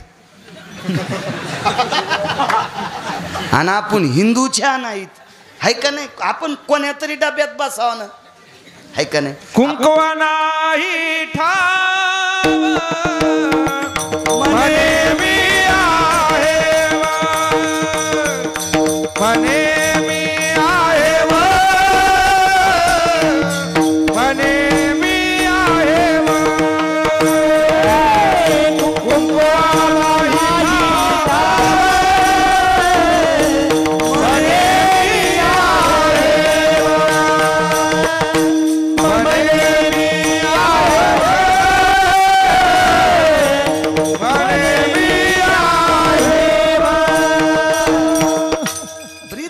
माईंनो ब्रीद ब्रीद परंपरा आहे आपली परंपरा बांगड्या घातल्या पाहिजे जास्त नका घालू जुन्या बायकासारख्या याच्यात दोन 4 तासानं बांगड्या घालल्या पाहिजे एक जण म्हणला महाराज बांगड्या गण बायकोल घाला म्हणतो पण ती घालीच न काय करावं म्हणलं मला घाल मग हो ना तू या की न बायला मग मला घाल तू काय मूर्खपणा आहे ना आहे का नाही घालायला पाहिजे बांगडी घातली पाहिजे टिकली का लाईन तर आता माही पण टिकलीत लाईती पण मी सांगत असतो लोकायला कळाव बाळू आहे अशी दिसती लाई जाय नका इतका नाही इचकाल्याला बाजार महा तुम्हाला राग येईन म्हणून माझ्या बायकोवर घेतलंय पण सगळं तुमच्या बायकायचं दळायलो हे ध्यानात ठेवा हो शहाणे को एक बात हाय का नाही त्याला वाटलं याचाच इचकाल्याला बाजार आहे का? हां, ते नका डोक्यातलं. मी तर रामदेव बाबाच्या आश्रमात गेलो असतो अंगाल काव लावून जय बम बम बोले. हो लाईट हो, आणि सतत टिकलीवर ध्यान ठोच आहे का म्हणून. आमचे सासरे आजारी पडले एकदा, या असं मला का नाही पाणी देता देता गवत उपटायचा नाद आहे म्हणून लांबत बघा कीर्तन. आमचे सासरे बिमार पडले, मग भेटायला गेलो. पोरायची मायन मी, पोरायची माय म्हणजे माझी बायको. हा हे पोरं म्हणते ने कोणाला म्हणायले उगत त्याला घामी याचा ना. मग आम्ही दोघं जण भेटायला गेलोत. तर तेव्हा काही पोरं गिरं नव्हते, नेमकंच लग्न झालं तर 5-6 महिने झाले. ते भेटायला गेल्यावर मग मला पाहिलं आमच्या सासऱ्यानं, आलात का वगैरे वगैरे. म्हणलं हो. जाताना सफरचंद नेलं तर मला पाहिल्याबरोबर 2 खाल्ले म्हाताऱ्याने. दृष्टांतातला सासरा खात असतो. हो. मग आमच्या घरच्याला म्हणलं आता म्हाताऱ्यानं जर अर्धा किलो सफरचंद खाल्लं तर हे काय बिमार नाही, आपण चल. आणि मग आम्ही निघालो. आमच्या दोन्ही गावाच्या मधात एक नदी आहे, करपरा नदी. आता अलीकडे गिरगाव पाटीवर उतरलो. तेव्हा गावाकडे राहतो तो, आता इकडं राहतो तालुक्याला. मग उतरल्याच्या नंतर आपलं एसटीतून उतरलो. आणि पहिल्यापासून वजावाल्याचं व नवराचा असतो. पिशी कोणाजवळ असती? पप्प्याच्या बापाजवळ. आणि पप्प्याची माय तसाच पदर धरू धरू आपली चालणार पद्धतशीर पहिल्यापासून असतं ते. एसटीत जर दोघं बसले आणि जागा एकच असेल तर जाग्यावर पप्प्याचा बाप बसतो का पप्प्याची माय? आणि पप्प्याचा बाप बसत असेल आणि पप्प्याची माय उभी राहत असेल तर हो शेपरलेला बैले समजायचं. ह्यो देवाला सोड्याला काठाळ्या, याला अक्कलच नाही कुठली मका खावा म्हणून, आहे का नाही? आपण कारण तिला बसायला जागा द्यावा लागेल ना, स्त्री आणि नियम शास्त्राचाच होतो. मग आम्ही याच्यात बसलो, त्या उतरायच्या आधी शेलूमधून एस टीमध्ये बसलोत. आणि ते कंडक्टर म्हणलं अजून 20 मिनिटाला गाडी निघन. ऊन म्हणतोय मी असं घाम बाप्पा काय करावं. मला जागा नाही, मी आपलं उभं राहिलो. एक जागा होती. घरच्याला म्हणलं बसा तुम्ही इथं. आता एस टीमध्ये किती गरमतं, हे उन्हाळ्याच्या दिवसात ती सगळी लोखंडाची असती आणि ते वातावरण दमट होतं. बसल्या त्या आमच्या घरचे, मी आपलं तसाच त्या वरच्या दंड्याला धरून. मग एस टीत कंडक्टर बसले, ड्रायव्हर बसले, त्यानं ते टणटण वाजिलं, एस टी निघाली. मग तिथून डिग्रस पाटी गेली. खुपसा नावाचं गाव आहे, दुधनाच्या अलीकून ते गेलं, मोरेगाव गेलं आणि चिखलठाण.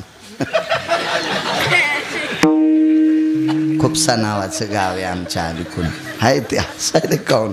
त्याच्यानंतर मोरेगाव, मोरेगावच्या नंतर चिखलठाणा जवळा पाटी आणि मग आमची गिरगाव पाटी. तर चिखलठाण पाटीवर एक म्हातारं मला म्हणलं महाराज. म्हणलं काय? इकडे या. म्हणलं काय काय पोरीन पाप केला असेल हो. म्हणलं काय झालं? काय देवाने हिचं नशीब असं घडिलं महाराज. काय पोरगी हो, पण कपाळ पाहणं काऊन हिचे मालक लवकर गेले असते.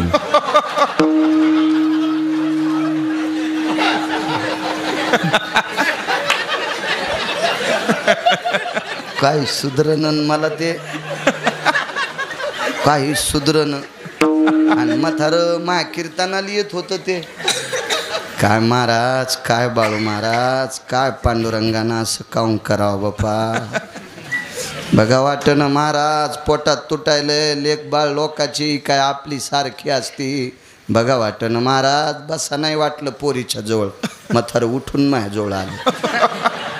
मी म्हाताऱ्याला म्हणलं महाराज आमच्याच घरच्या आहेत त्या. आणि मी म्हणलं काय मिळे कपाळ. आणि मग ते घाम आल्यामुळं कपाळ पुसला असेल ना, तर पदराला गिरगावकर चिटकालेला होता.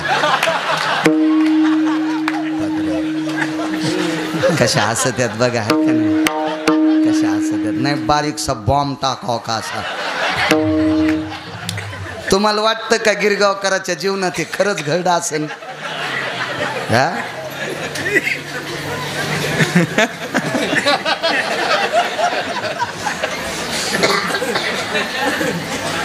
अशी परिस्थिती होती माझ्या माईनो, म्हणून टिकलीला हात लाई जा, हा एक पप्याच बाप म्हणून असा.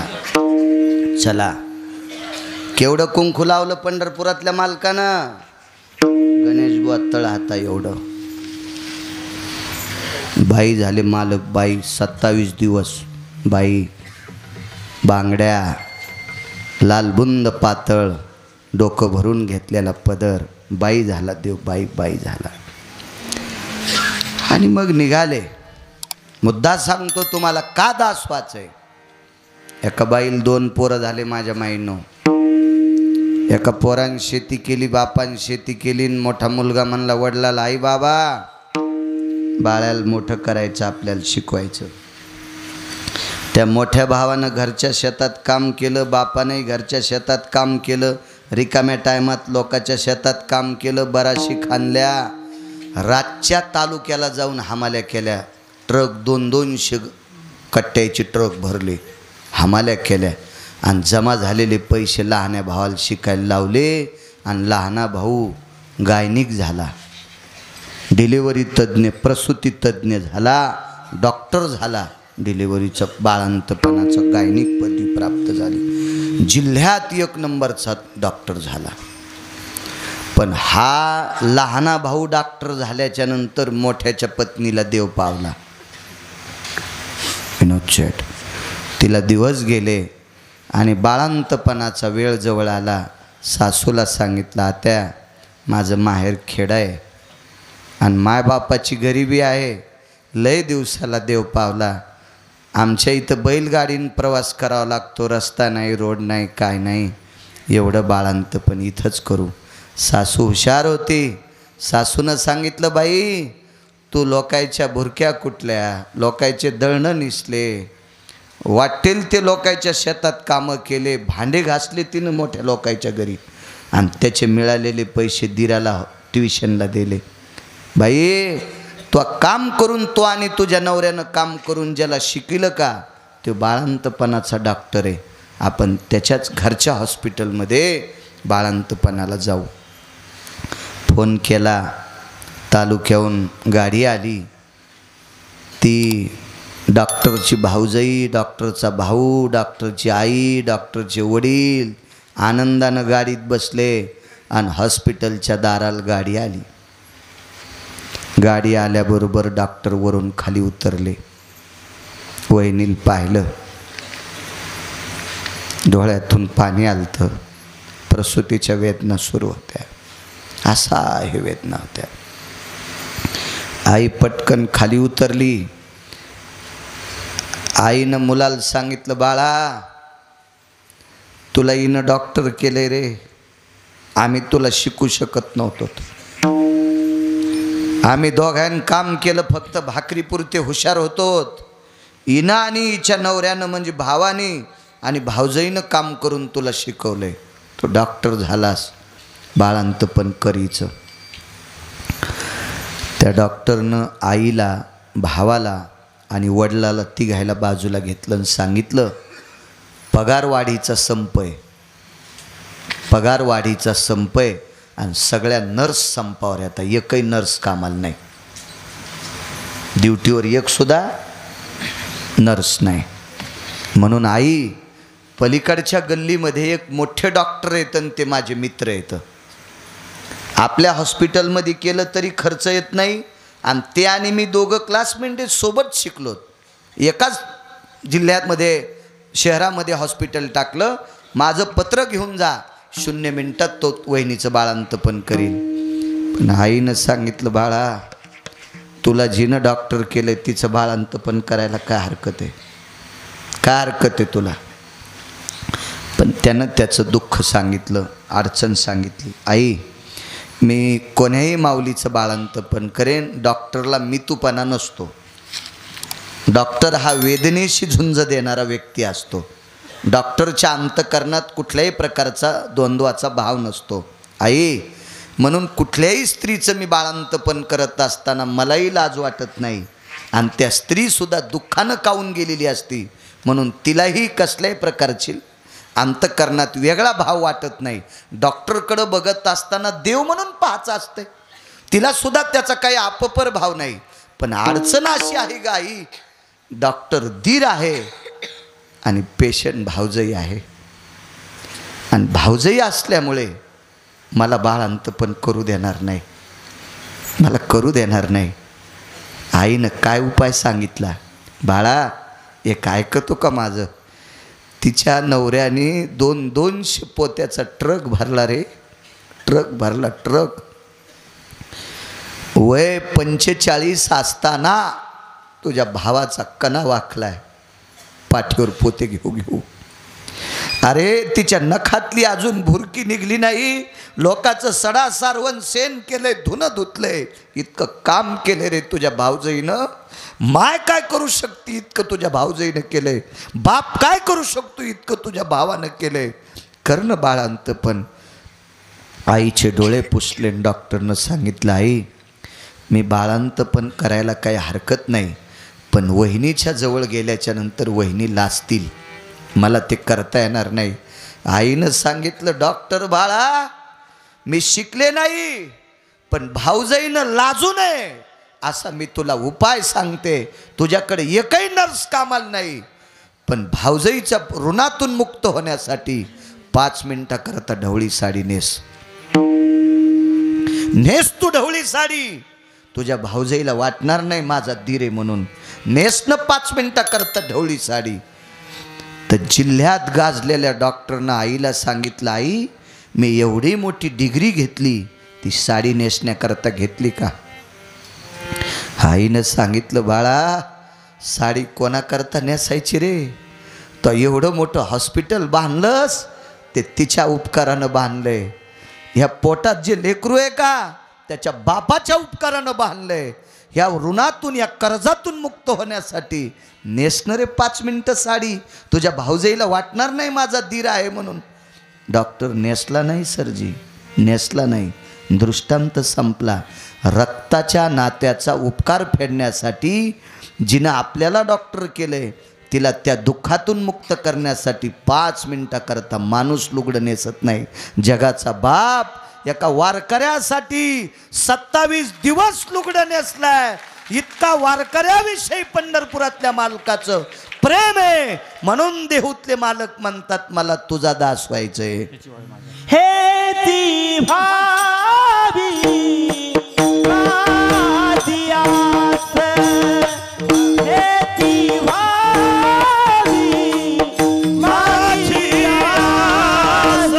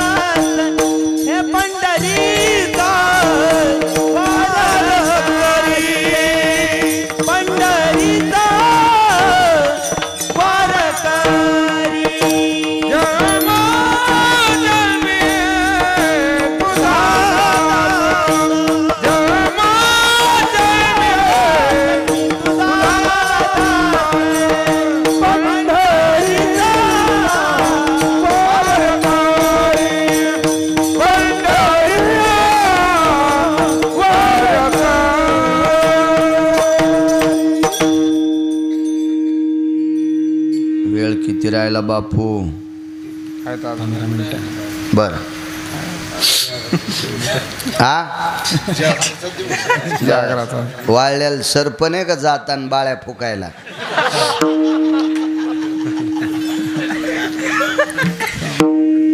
पहिल्यांदा आलोय. 5020 गाव आहे महाराष्ट्रातलं माझं. ज्या गावाला पहिल्यांदा जातो ते गाव विनोदराव यादीत घेतो. आजच्यानी 5020 गावं महाराष्ट्रातले पूर्ण झालेत. एका गावात 5 पोरायचे लग्न. जन्मोजन्मी तुझा दास सांगतोय. कमी नाही करीत कीर्तन बेबी शनबुवा. उलट माझ्या कीर्तनात हे घड्या पाहते. म्हणजे आज गाड्या पाहणारे लोक नाहीत. हो, तुम्हाला एक सांगू का बापू, कोण्याही वारकरी संप्रदायातल्या भजन्यानं कीर्तन चालू असताना जर कीर्तनात व्हॉट्सअप पाहिलं तो कीर्तनकाराचा अपमान नाही, तो पंढरपुरातल्या मालकाचा अपमान आहे. हो, कितीतरी गुणीजन मंडळी, गायक मंडळी पुढच्याला मोजिनत, कीर्तनकाराला मोजिनत, चालू कीर्तनात व्हॉट्सअप पकवा दे. पण कीर्तनकार बोलायला असं इचकी तुला इचक्या नावाचा रोग होईल सुंबळ्या. तुम्ही इचकेल नाही हा? चांगले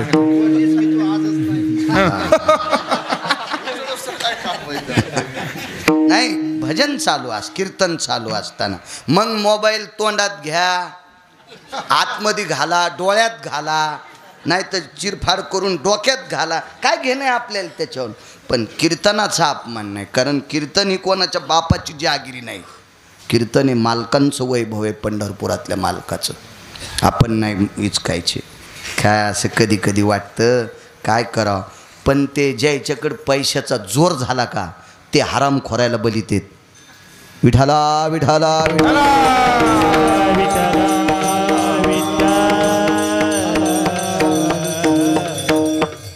लय लोक चाल झाल्या उभं राहीनत, खाली बसायले. खाली बसायलेत खाली. मी सुद्धा बसून कीर्तन करायला नाही पाहिजे, माझं वय नाही, माझा 83चा जन्म आहे. पण 4 फेब्रुवारी 2019ला अपघात झाला, म्हणून बॉयलजनला क्रॅक आहे, म्हणून जास्त वेळ उभं राहता येत नाही. नाही तर मी वारीत चालतोय, मला चालताना त्रास होत नाही, मी शेतात सुद्धा काम करतोय. पण उभं राहिल्याच्या नंतर मला कंपन होते, मल्टीव्हिटॅमिनची कमतरता आणि बॉयलजिनला अधिकचा असा क्रॅक आहे. आणि या वयात ऑपरेशन नको आहे म्हणून मी टाळतोय. म्हणून नाईला जाणं तमाम सात्विक वारकऱ्यांची माफी मागून बसतोय. हो, दुखतंय म्हणून बसत नाही, माफी मागून बसतोय, दुखत जरी असेल तरी. पण नाही तर मला सुद्धा लाज वाटते, माझं पण काहीतरी पाप असेल, मला बसून कीर्तन करावं लागतंय. नाही करायचा संप्रदायाचा अपमान. चला, 11 पोरायची लग्न जमली. आपल्याकडे लग्नामध्ये नवरीला आणि नवरदेवाला नवा जोडा असतो. नवरीला चप्पल आणि नवरदेवाला बूट असतो नवा.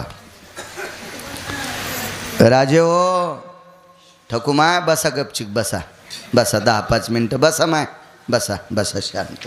विठाला विठाला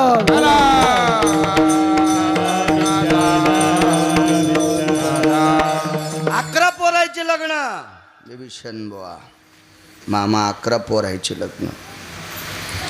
आता 1000 पोरायचे जरी लग्न तालुक्यात असतील तर बुटा चपलायची दुकानं किती येतं? अडचण आहे का काही? पण त्या काळात दुकान नव्हते महाराज. बूट एका विशिष्ट प्रकारच्या व्यक्तीकडून घेतल्या जायचा. शेतकऱ्याला जर आऊत करायचं असेल तर सुतार दादा करीत होता. आता लोखंडी आऊत कोणी करायला. हो, मी शेलूला आल्यापासून 3 आवत घेतलेत. गडी 19 बदलले पण आवत तेच येतं. गडी किती बदलले? 19 बदलले पण आवत तेच येत. मी मेल्यावर पोराला पण तेच आवत राहील. इतके मजबूत आवत. पण 40 वर्षापूर्वी आवत कोण करीत होतं? सुतार दादा. झाडाची मुळी अडकली, जानुळं तुटलं.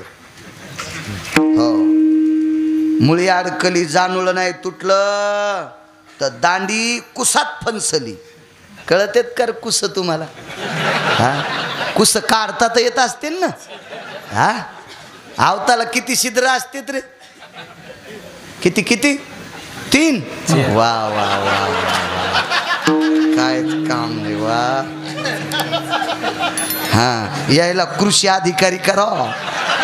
हो, सगळ्या रानायनं बेसरम लावून टाकतील. विठाला विठाला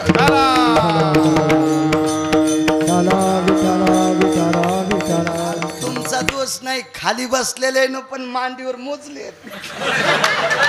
खाली बसल्यावाले पण असे म्हणते 2 3 अजून काय कायच्या डोक्यात नसतील किती असतील. जानुळ्याचे 2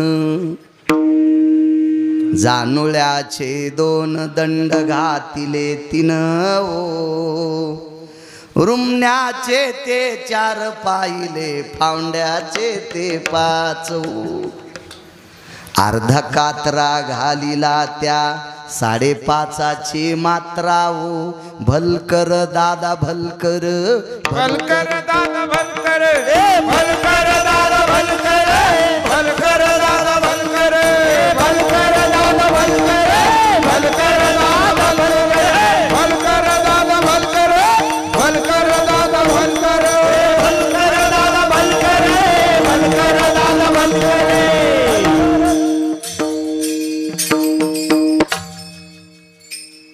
शेती शिकल्याशिवाय कळत नाही बरं. येठण्याचं काम नाही शेती. मागच्या काळात ते लोक शाळात नव्हते जुने माणसं, पण इतकं प्रेम शेतीवर होतं बघायचं काम नव्हतं. म्हणून आधुनिक पद्धती नव्हत्या तरी माणसं पसा खोंगा खाऊन झोपत होते. शिस्त होती शिस्त. चला काय सांगू लागलो. बुटाच विशिष्ट प्रकारचा एक महात्मा चर्मकार असायचा आणि गावाला 3 गावाला 2 गावाला 4 गावाला 1 माणूस असायचा. हो, संक्रांतीचे सुगडे करायचे असतील तर आमचा कुंभार दादा असायचा. 3 गावात 1 माणूस असायचा आणि ते 4 3 गावाला संक्रांतीचे सुगडे पुरवायचे. गोरोबा काका 8 गावाला सुगडे पुरीत होते. 8 गावाला 8 गावाची जहागिरी होती त्यांच्याकडं. जहागिरी शब्द म्हणत नव्हते, तिथं शब्दाचं वेगळं नाव आहे, पण आता म्हणता येणार नाही ते. विठाला विठाला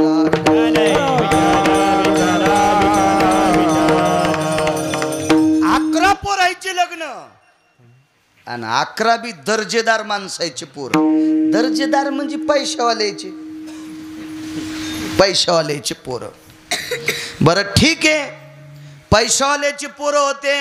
यायच्या बापाला या पोरायला त्या काळात पोरं नव्हते ना जाते बुट चपलं घ्यायला. आता दागिन्याला नवरी नवरदेव संगत लग्नाच्या आधी. हो, सोयरीक झाल्याबरोबर मोबाईल देते. हो, म्हणून नवऱ्या जाताना रडच नत. मी 27 वर्षापूर्वी भटपण केलं तर जे लग्न लावले ती प्रत्येक नवरी रडत होती. 350 एकरवाला नवरदेवर त्याला पोरगी दिली तरी ती रडत होती. तिच्या बापाला 14 एकर जमीन आणि नवरदेवाला 350 एकर जमीन तरी पोरगी जाताना रडू लागली. मी डोळ्यानं पाहिली पोरगी रडताना.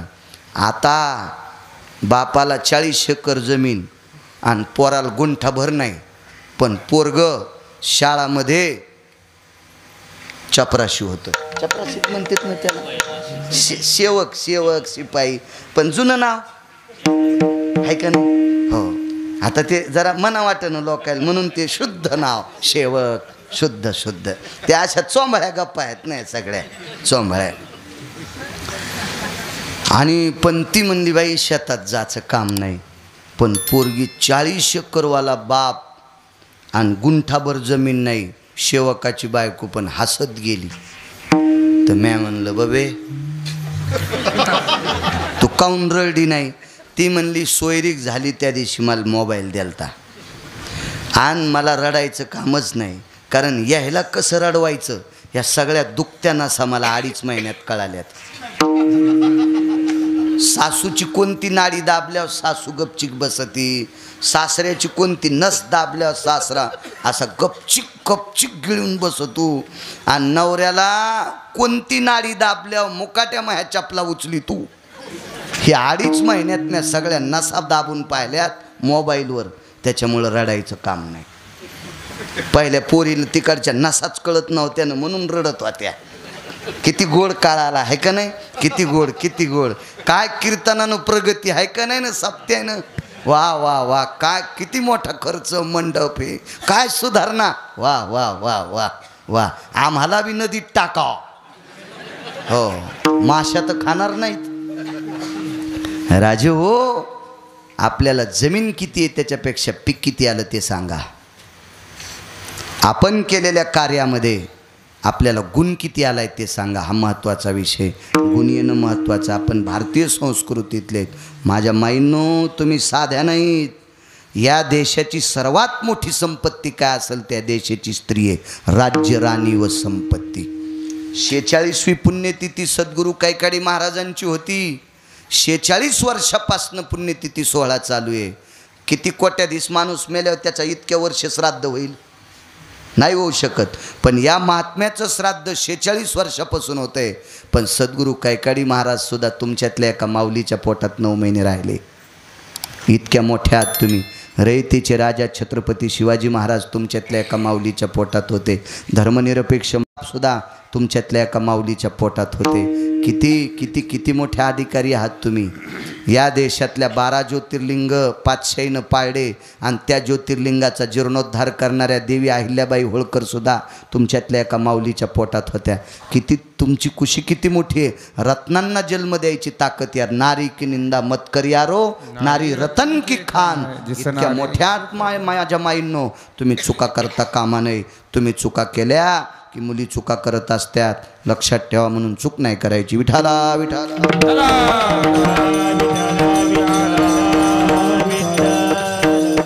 पैशावाली माणसं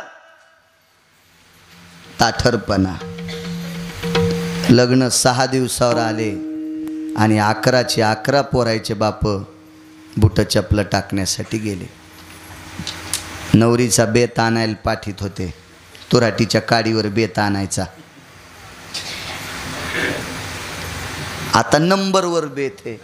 त्या 6 नंबरची घालत्यात, त्या 7 नंबरची घालत्यात, त्या 11 नंबरची चप्पल घालत्यात. पहाटे उठल्या उठल्या 2 ठोके पहिले चपलाचे म्हणालो मी.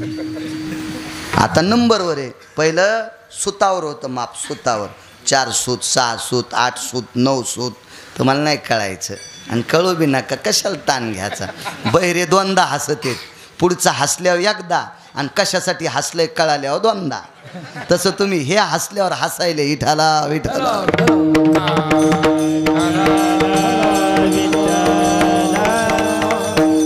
माप आणायचे नवरीचं. जन्मोजन्मी तुझा दासा याच्यावर सांगतोय. कीर्तनकारांकडं याच्या बाजूला जायचं नाही.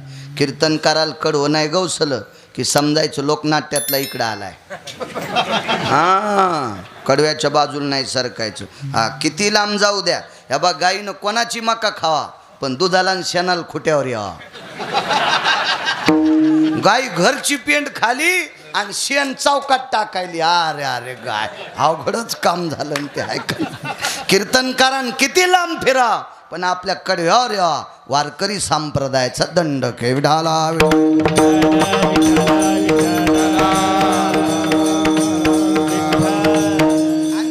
एकदम साध्या भाषेत कीर्तन करतो. मला प्रचंड एका महात्म्याची कृपा झाली आणि बासरची सरस्वती माता ब्रह्मकन्याची कृपा झाली.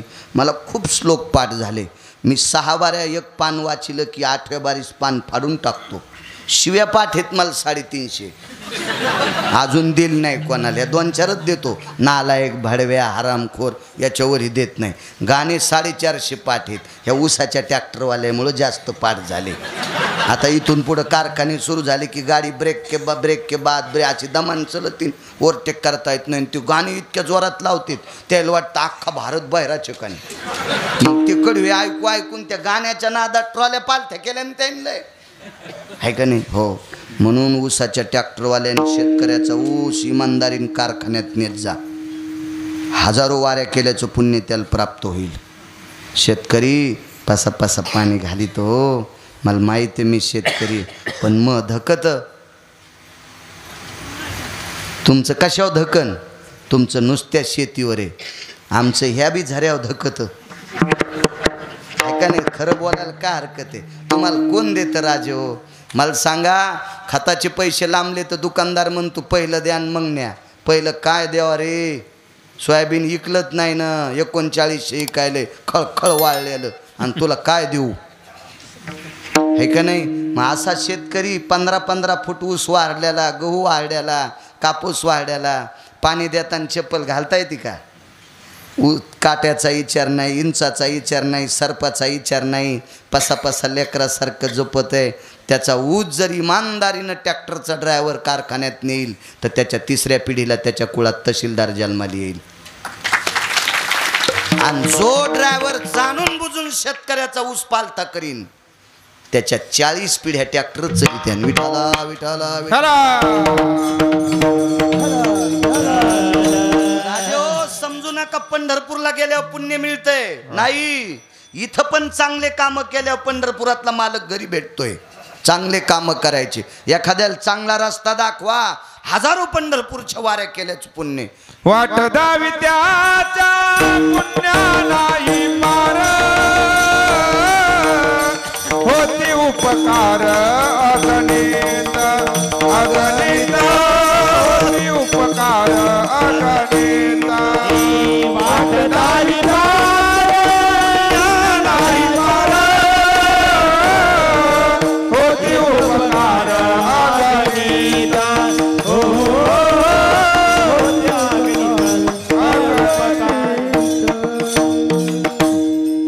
म्हणून माझ्या शेतकऱ्याच्या लेकरायला, शेतकरी राजाला, माझ्या काम करणाऱ्या मावल्याला कळेल रुचेल अशा साध्या मराठवाडी भाषेत कीर्तन करतो. नाही तर अहमन ब्रह्मन माया आणि अशा प्रकारे. आणि त्या ठिकाणी बरं का, आणि तुम्हाला आता काय सांगू बरं का, कीर्तन सांगणार सोंगळ्या काय तळी तुका आम्हाला गिरणीत घालून. हो, आपण मंडपात आहे का मंडपात आपण आहे, अंगठी बोटात आहे का बोट अंगठीत आहे, सगळं चुलीत जाऊ दे, तू नीट सांग. आहे का नाही, हे गरज नाही. आता सरळ सरळ सांगणं गरजेचं आहे पोरांना. म्हणून मी साध्या भाषेत बोलतोय, साध्या भाषेत. असं समजू नका मला पुढचं येत नसल, नका डोकं लावू त्याला. काय सांगत होतो, हा चांगलं काम केलं की देव भेटत असतो. एका माणसाला 3.5 एकर जमीन, आणि जमीन केली 25 एकर. विनोद भाऊ 25 एकर केली मामा जमीन. ती जमीन 42 लाख रुपये एकरनं इकायली. ती 25 एकर जमीन 40 ते 42 लाख रुपये एकर तिचा भाव आहे. किती रुपये झाले रे 25 एकरचे, आणि पोट्ट एकटंच. आणि पोराला सफरचंदावानी गालावाली आली, आणि त्या पोराला 3 बगलात दाबलं. मी एकच गाणं ऐकलं तर नवरा माझ्या मुठीत ग, असं आहे का नाही. सगळ्याला कळलं हे गाणं. तुम्ही या पोटकिडे आहेत तुम्ही गाण्यातले, तुम्ही का साधे माणसं आहेत का. अंधारात काड्या वाढलेली माणसं आहेत तिथं बसलेली टकटक दिसत आहेत मला. तुम्हाला नाही कळायच्या बापू, काड्या अंधारातल्या जुन्या माणसं तुम्हाला बी नाहीत नाही रे. ते इथल्या फक्त म्हाताऱ्याला कळाल्या त्या काड्या अंधारात काऊन ओढीत होते ते, पण तुम्हाला कळत नाही तेच चांगलं. हे असं घाण नाही कळालं पाहिजे. गाण्यात ऐकील तर नवरा मुठीत, आणि मुठीतला नवरा बगलात दाबायला टाईम लागत नाही. बापानं 40-42 लाख रुपये एकरची जमीन 3.5 एकरची 25 एकर केली. एकुलतं एक पोरग, आणि पोरान मायबापाला सोडून बाजूला राहिलं. थकले मायबाप, जमीन मायबापापाशी ठुली. त्याला माहीत होते इकीत नाहीत काय नाहीत. पण गावातल्या एका सर्वसामान्य माणूस दूध इकीत होता, दूध. आणि दूध घेऊन या पोराच्या घरी गेला, आणि पोरानं सांगितलं मामा चहा घ्या. चहा घेतला, आणि ते दूध विकणारा गरीब माणूस, एकरभर जमीन, 2 म्हशी, एकरभरच जमीन. आणि एकरभर जमिनीवाल्यानं 25 एकरच्या मालकाला सांगितलं दादा ऐकता का, गरीबाचं ऐका ना. तुमचे वडील आणि मी मित्र होतो. माझ्या वडिलानं 4 एकर जमीन घेतली. आम्ही 4 भाऊ, माझ्या वाट्याला एकरभर आली, आणि मी 10 गुंठे भावाचीच पोरीच्या लग्नाला विकत असताना घेतली. 1 एकरची 1.5 एकर केली. माझी परिस्थिती मला पुढं नाही गेली. पण तुमच्या वडिलानं माझ्याच बरोबर काम करून 3.5 एकरची 25 एकर केली. एक सांगू का राजे हो, तुम्ही आयुष्यभर जरी नोकरी केली तरी तितकी जमीन विकत घेता येत नाही. मायबाप थकले रे. अरे त्या मायबापाला सांभाळा म्हातारपणी. लाखो पंढरपूरच्या वाऱ्या केल्याचं पुण्य प्राप्त होईल. 1.5 एकरचा जमिनीचा मालक 1.5 एकर जमिनी 2 म्हशी सांभाळून पोटाची खळगी भरणारा गरीब माणसानं 25 एकरच्या मालकाला सांगितलं मायबाप सांभाळ, आणि त्याच दिवशी बायकोला सांगितलं आता आपल्याला गावाकडे जायचंय, अन्यथा मायबापाला शहरात आणायचं, आणि तिथून पुढं मरूस तर मायबाप सांभाळले. ह्या सांगणाऱ्या माणसाला 1 कोटी पंढरपूरच्या वाऱ्या केल्याचं पुण्य प्राप्त होते. पंढरपूरला जाचीच गरज नाही, इतकं चांगल्या कामात पुण्य आहे. अशी चांगली कामं करत राहिली की माणसाला पुण्य प्राप्त होत असतं. चला, सगळ्याच्या बुट चपला करायच्या तिथपर्यंत आलतो ना. गावात एकच व्यक्ती, त्या व्यक्तीचं नाव होतं रविदास महाराज. रविदास. आपल्याकडे पुन्हा एक दुसरं नाव आहे रोहिदास. रोहिदास आणि रविदास. चर्म रंगू लागे रोहिदासा संगे, ही संत वाङ्मयातली भाषा आहे. पुराण प्रणालीमध्ये एका सात्विक व्यक्तीनं रविदास सुद्धा नाव दिले, आणि त्यांचा धंदा होता बूट चप्पल शिवायचा. रविदास महाराजांचा, रोहिदास महाराजांचा व्यवसाय होता बूट चप्पला शिवायचा. पोरांनो, तुम्हाला मी सांगतोय, आपण जर 8 रुपयाची भाकरी खात असल तर तुमचं शिक्षण संपल्याच्या नंतर तुम्ही 80 रुपये घरात आणायचे, तर आपण भावभावकीत सोयऱ्या धायऱ्यात राहण्याच्या लायकीचे आहेत. शक्ती असताना काम न करता जो मायबापानं कमवलेलं खातो त्याच्यासारखा हरामखोर दुसरा कोणी नाही.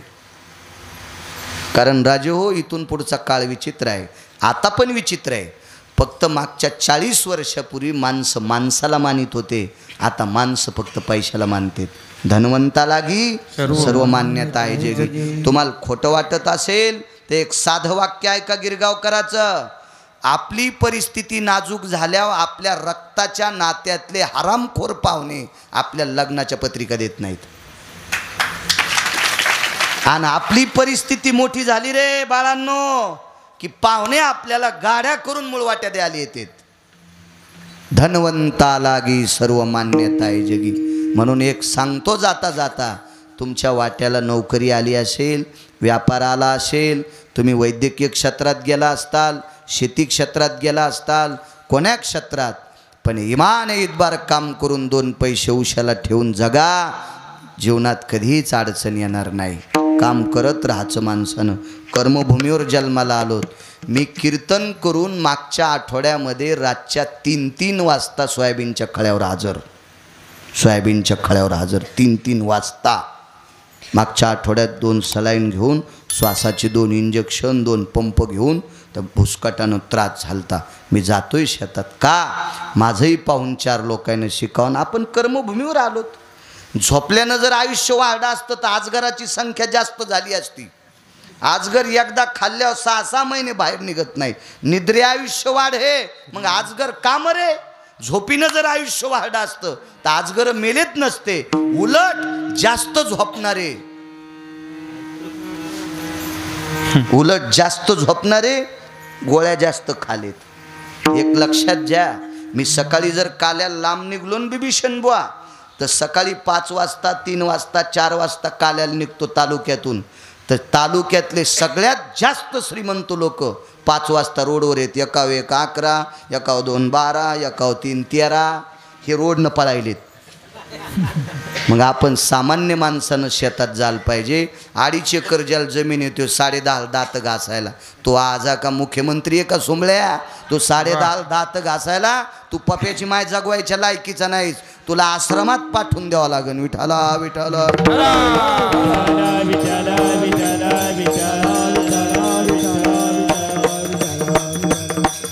करायचं. आणि आपल्या शेतात आपला व्यवसाय करत असताना लाज वाटली नाही पाहिजे. लाज विठाला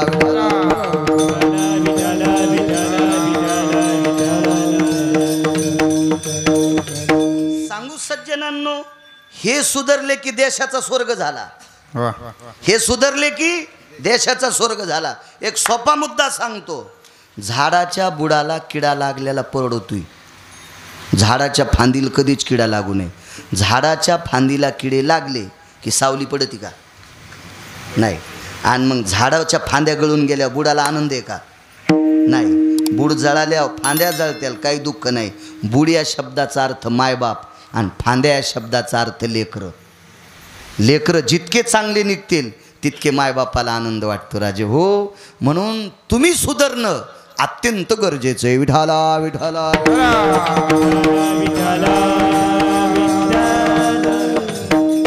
11 नवरदेवाचे बुट आणि 11 नवऱ्यांच्या चपला करायच्या आणि ह्याच तारखेला पाहिजे. रगील लोक होते हो, दांड लोक होते, काही काही माणसं अत्यंत कुऱ्हाडीच्या दांड्यासारखे असे न वाकणारे लोक होते. आणि रविदास महाराजांना सांगितलं इतके चपलन बुट करावं लागते. जन्मोजन्मी तुझा दासा शेवटचा पुरावा. 11 वाजून गेले असतील बाबा, आहे का ना? एवढा हो द्या आता. हा एवढा हो द्या ना आता. नाही मी तसं कसं सोडीन आता. हाती गिळला आणि शेपटीसाठी कशाला कुथाकुथी करू सांगतो ना. काय मग मीटर जळायलं का काय सांगायला, आहे का नाही? बरं ठीक आहे, मी याला जपलं आणि उद्या पंढरपुरातल्या मालकान जर ही थुट्टी दाबली तर उद्या लगेच मोबाईलवर येते गिरगावकर गेले आणि लगेच एखादं टाकतं गेले दिगंबर. लगेच लगेच ईश्वर हो बायात म्हणत्या मा कालच बोलत होता ग बाई, कसाच गेला, जीव गेल्याचं निमित्त झालं कसा गेला. म्हणून ही तुट्टी किती दिवस चालू ठेवायची, कोण्या दिवशी दाबायची पंढरपुरातल्या मालकाच्या हातातील. आणि त्याचं चिंतन करायला कशाला घडी बघायची. विठाला विठाला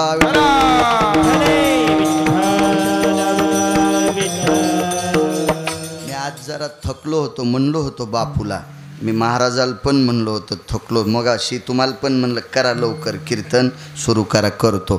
पण संतांची ताकद असती. ज्या साधूनं या मातीमध्ये तपश्चर्या करून कर्तव्याची झालर लावली, कर्माची झालर लावली, अशा साधूच्या दरबारात मला तरी कसा आळस येईल. विठाला विठाला.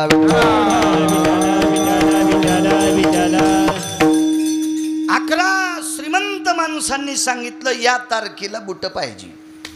असंच एकदा नरहरी महाराजाव पण संकट आलं तर बरं का, दागिने करायचे. ते दुसऱ्या कीर्तनात आहे का मोबाईलवर असेल कीर्तन.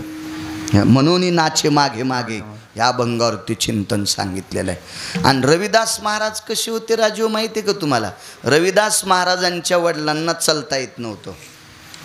रविदास महाराज आई वडिलाला आंघोळ घालायचे, जेव घालायचे. आणि रविदास महाराजाचे आई वडील बाजाव झोपत नव्हते, गादीवर खाली झोपत नव्हते, पलंगाव नव्हते, बंगईत झोपत होते. बंगई. आणि बंगई झोका कौरक द्यायचा. झोका द्यावा तर बुट चपला कोण शिवायच्या, आणि ते जर नाही शिवल्या तर भाकरी कुठून खायच्या.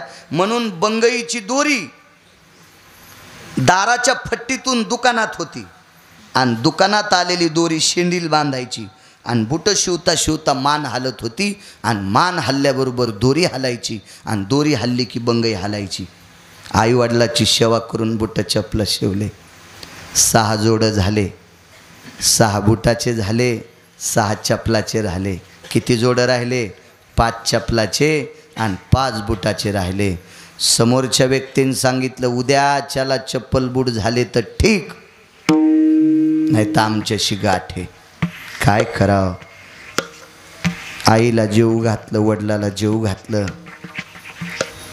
आई वडिलाला जेव घातल्यावर बंगईत बसल्या बसल्या आपल्या मुलाकडे जेवताना बघायचे. जेवण रविदास. आईला सांगितलं आई जेवल्यावर झोप येते, याच्याकरता जेवायचं नाही. अरे मग रात्र आहे आता झोपायचं आहे ना. नाही, 5 दोन्ही 10 बुट बांधायचे. बांधणं म्हणत होते त्याला, शिवणं म्हणत. बूट बांधला, जोडा बांधला म्हणायचे. आणि 10 चप्पलाचे जोड 10 चपला बांधायच्या म्हणजे 5 जोड आणि 10 बूट बांधायचे. रात्रीत किती होतील? 4. 2 बूट आणि 2 चपला एका माणसाला. कोनाड्यामध्ये एक लाकूड टेकलेलं होतं, त्या लाकडावर एक प्रतिमा होती. ती प्रतिमा काळ्या पाषाणाची होती, ती विटेवरच्या मालकाची होती. आई वडिलाचं दर्शन घेतलं आणि आईनं बाबांनी सांगितलं रविदास मालकाच्या पाया पड बापू आणि मग दुकानात जाय. मालकाचं दर्शन घेतलं. विटेवरच्या मालकाची शालीमार पाषाणाची प्रतिमा होती. दर्शन घेतलं. दुकानात गेले. बंगई हालत होती पण म्हातारी झोपले नाही, बसून होते. बंगई बुट चपला ते कातडं रंगीताना, ते कातडं ठोकताना, ते कातडं असं साफ करताना रापीनं, कुठं कुठं कमी करताना हे डोकं हलायचं. मग बंगई हालत होती. पण एरवी झोपायच्या आज झोपले नाही. दिवा चालू होता, दिव्याच्या वातीच्या प्रकाशात तिकडं तोंड केले आणि माय आणि बाप तासन तास त्या मूर्तीकडे बघून रडत होते. देवा, आयुष्यभर आमची सेवा केली रे देवा, आम्ही या वयात असताना आम्हाला जीव घातल्याशिवाय पोरगं जेवत नाही रे देवा, काय आमची सेवा आहे, काय आम्हाला लेकरू दिलंस रे देवा. माय जितकी लेकराची सेवा करते तितकी माय बापाची सेवा आमच्या पोरानं केली रे देवा, आणि तुझं भजन बंद केलं नाही. बुटाला टाचा देताना रामकृष्ण हरी म्हणायचं, रापीनं चमडा कापताना रामकृष्ण हरी म्हणायचं, रापीनं चमडा घासताना रामकृष्ण हरी म्हणायचं, कुंडात चमडा भिजिताना रामकृष्ण हरी म्हणायचं, चमड्याला रंग देताना रामकृष्ण हरी म्हणायचं. जीवनभर तुझं भजन केलंय देवा.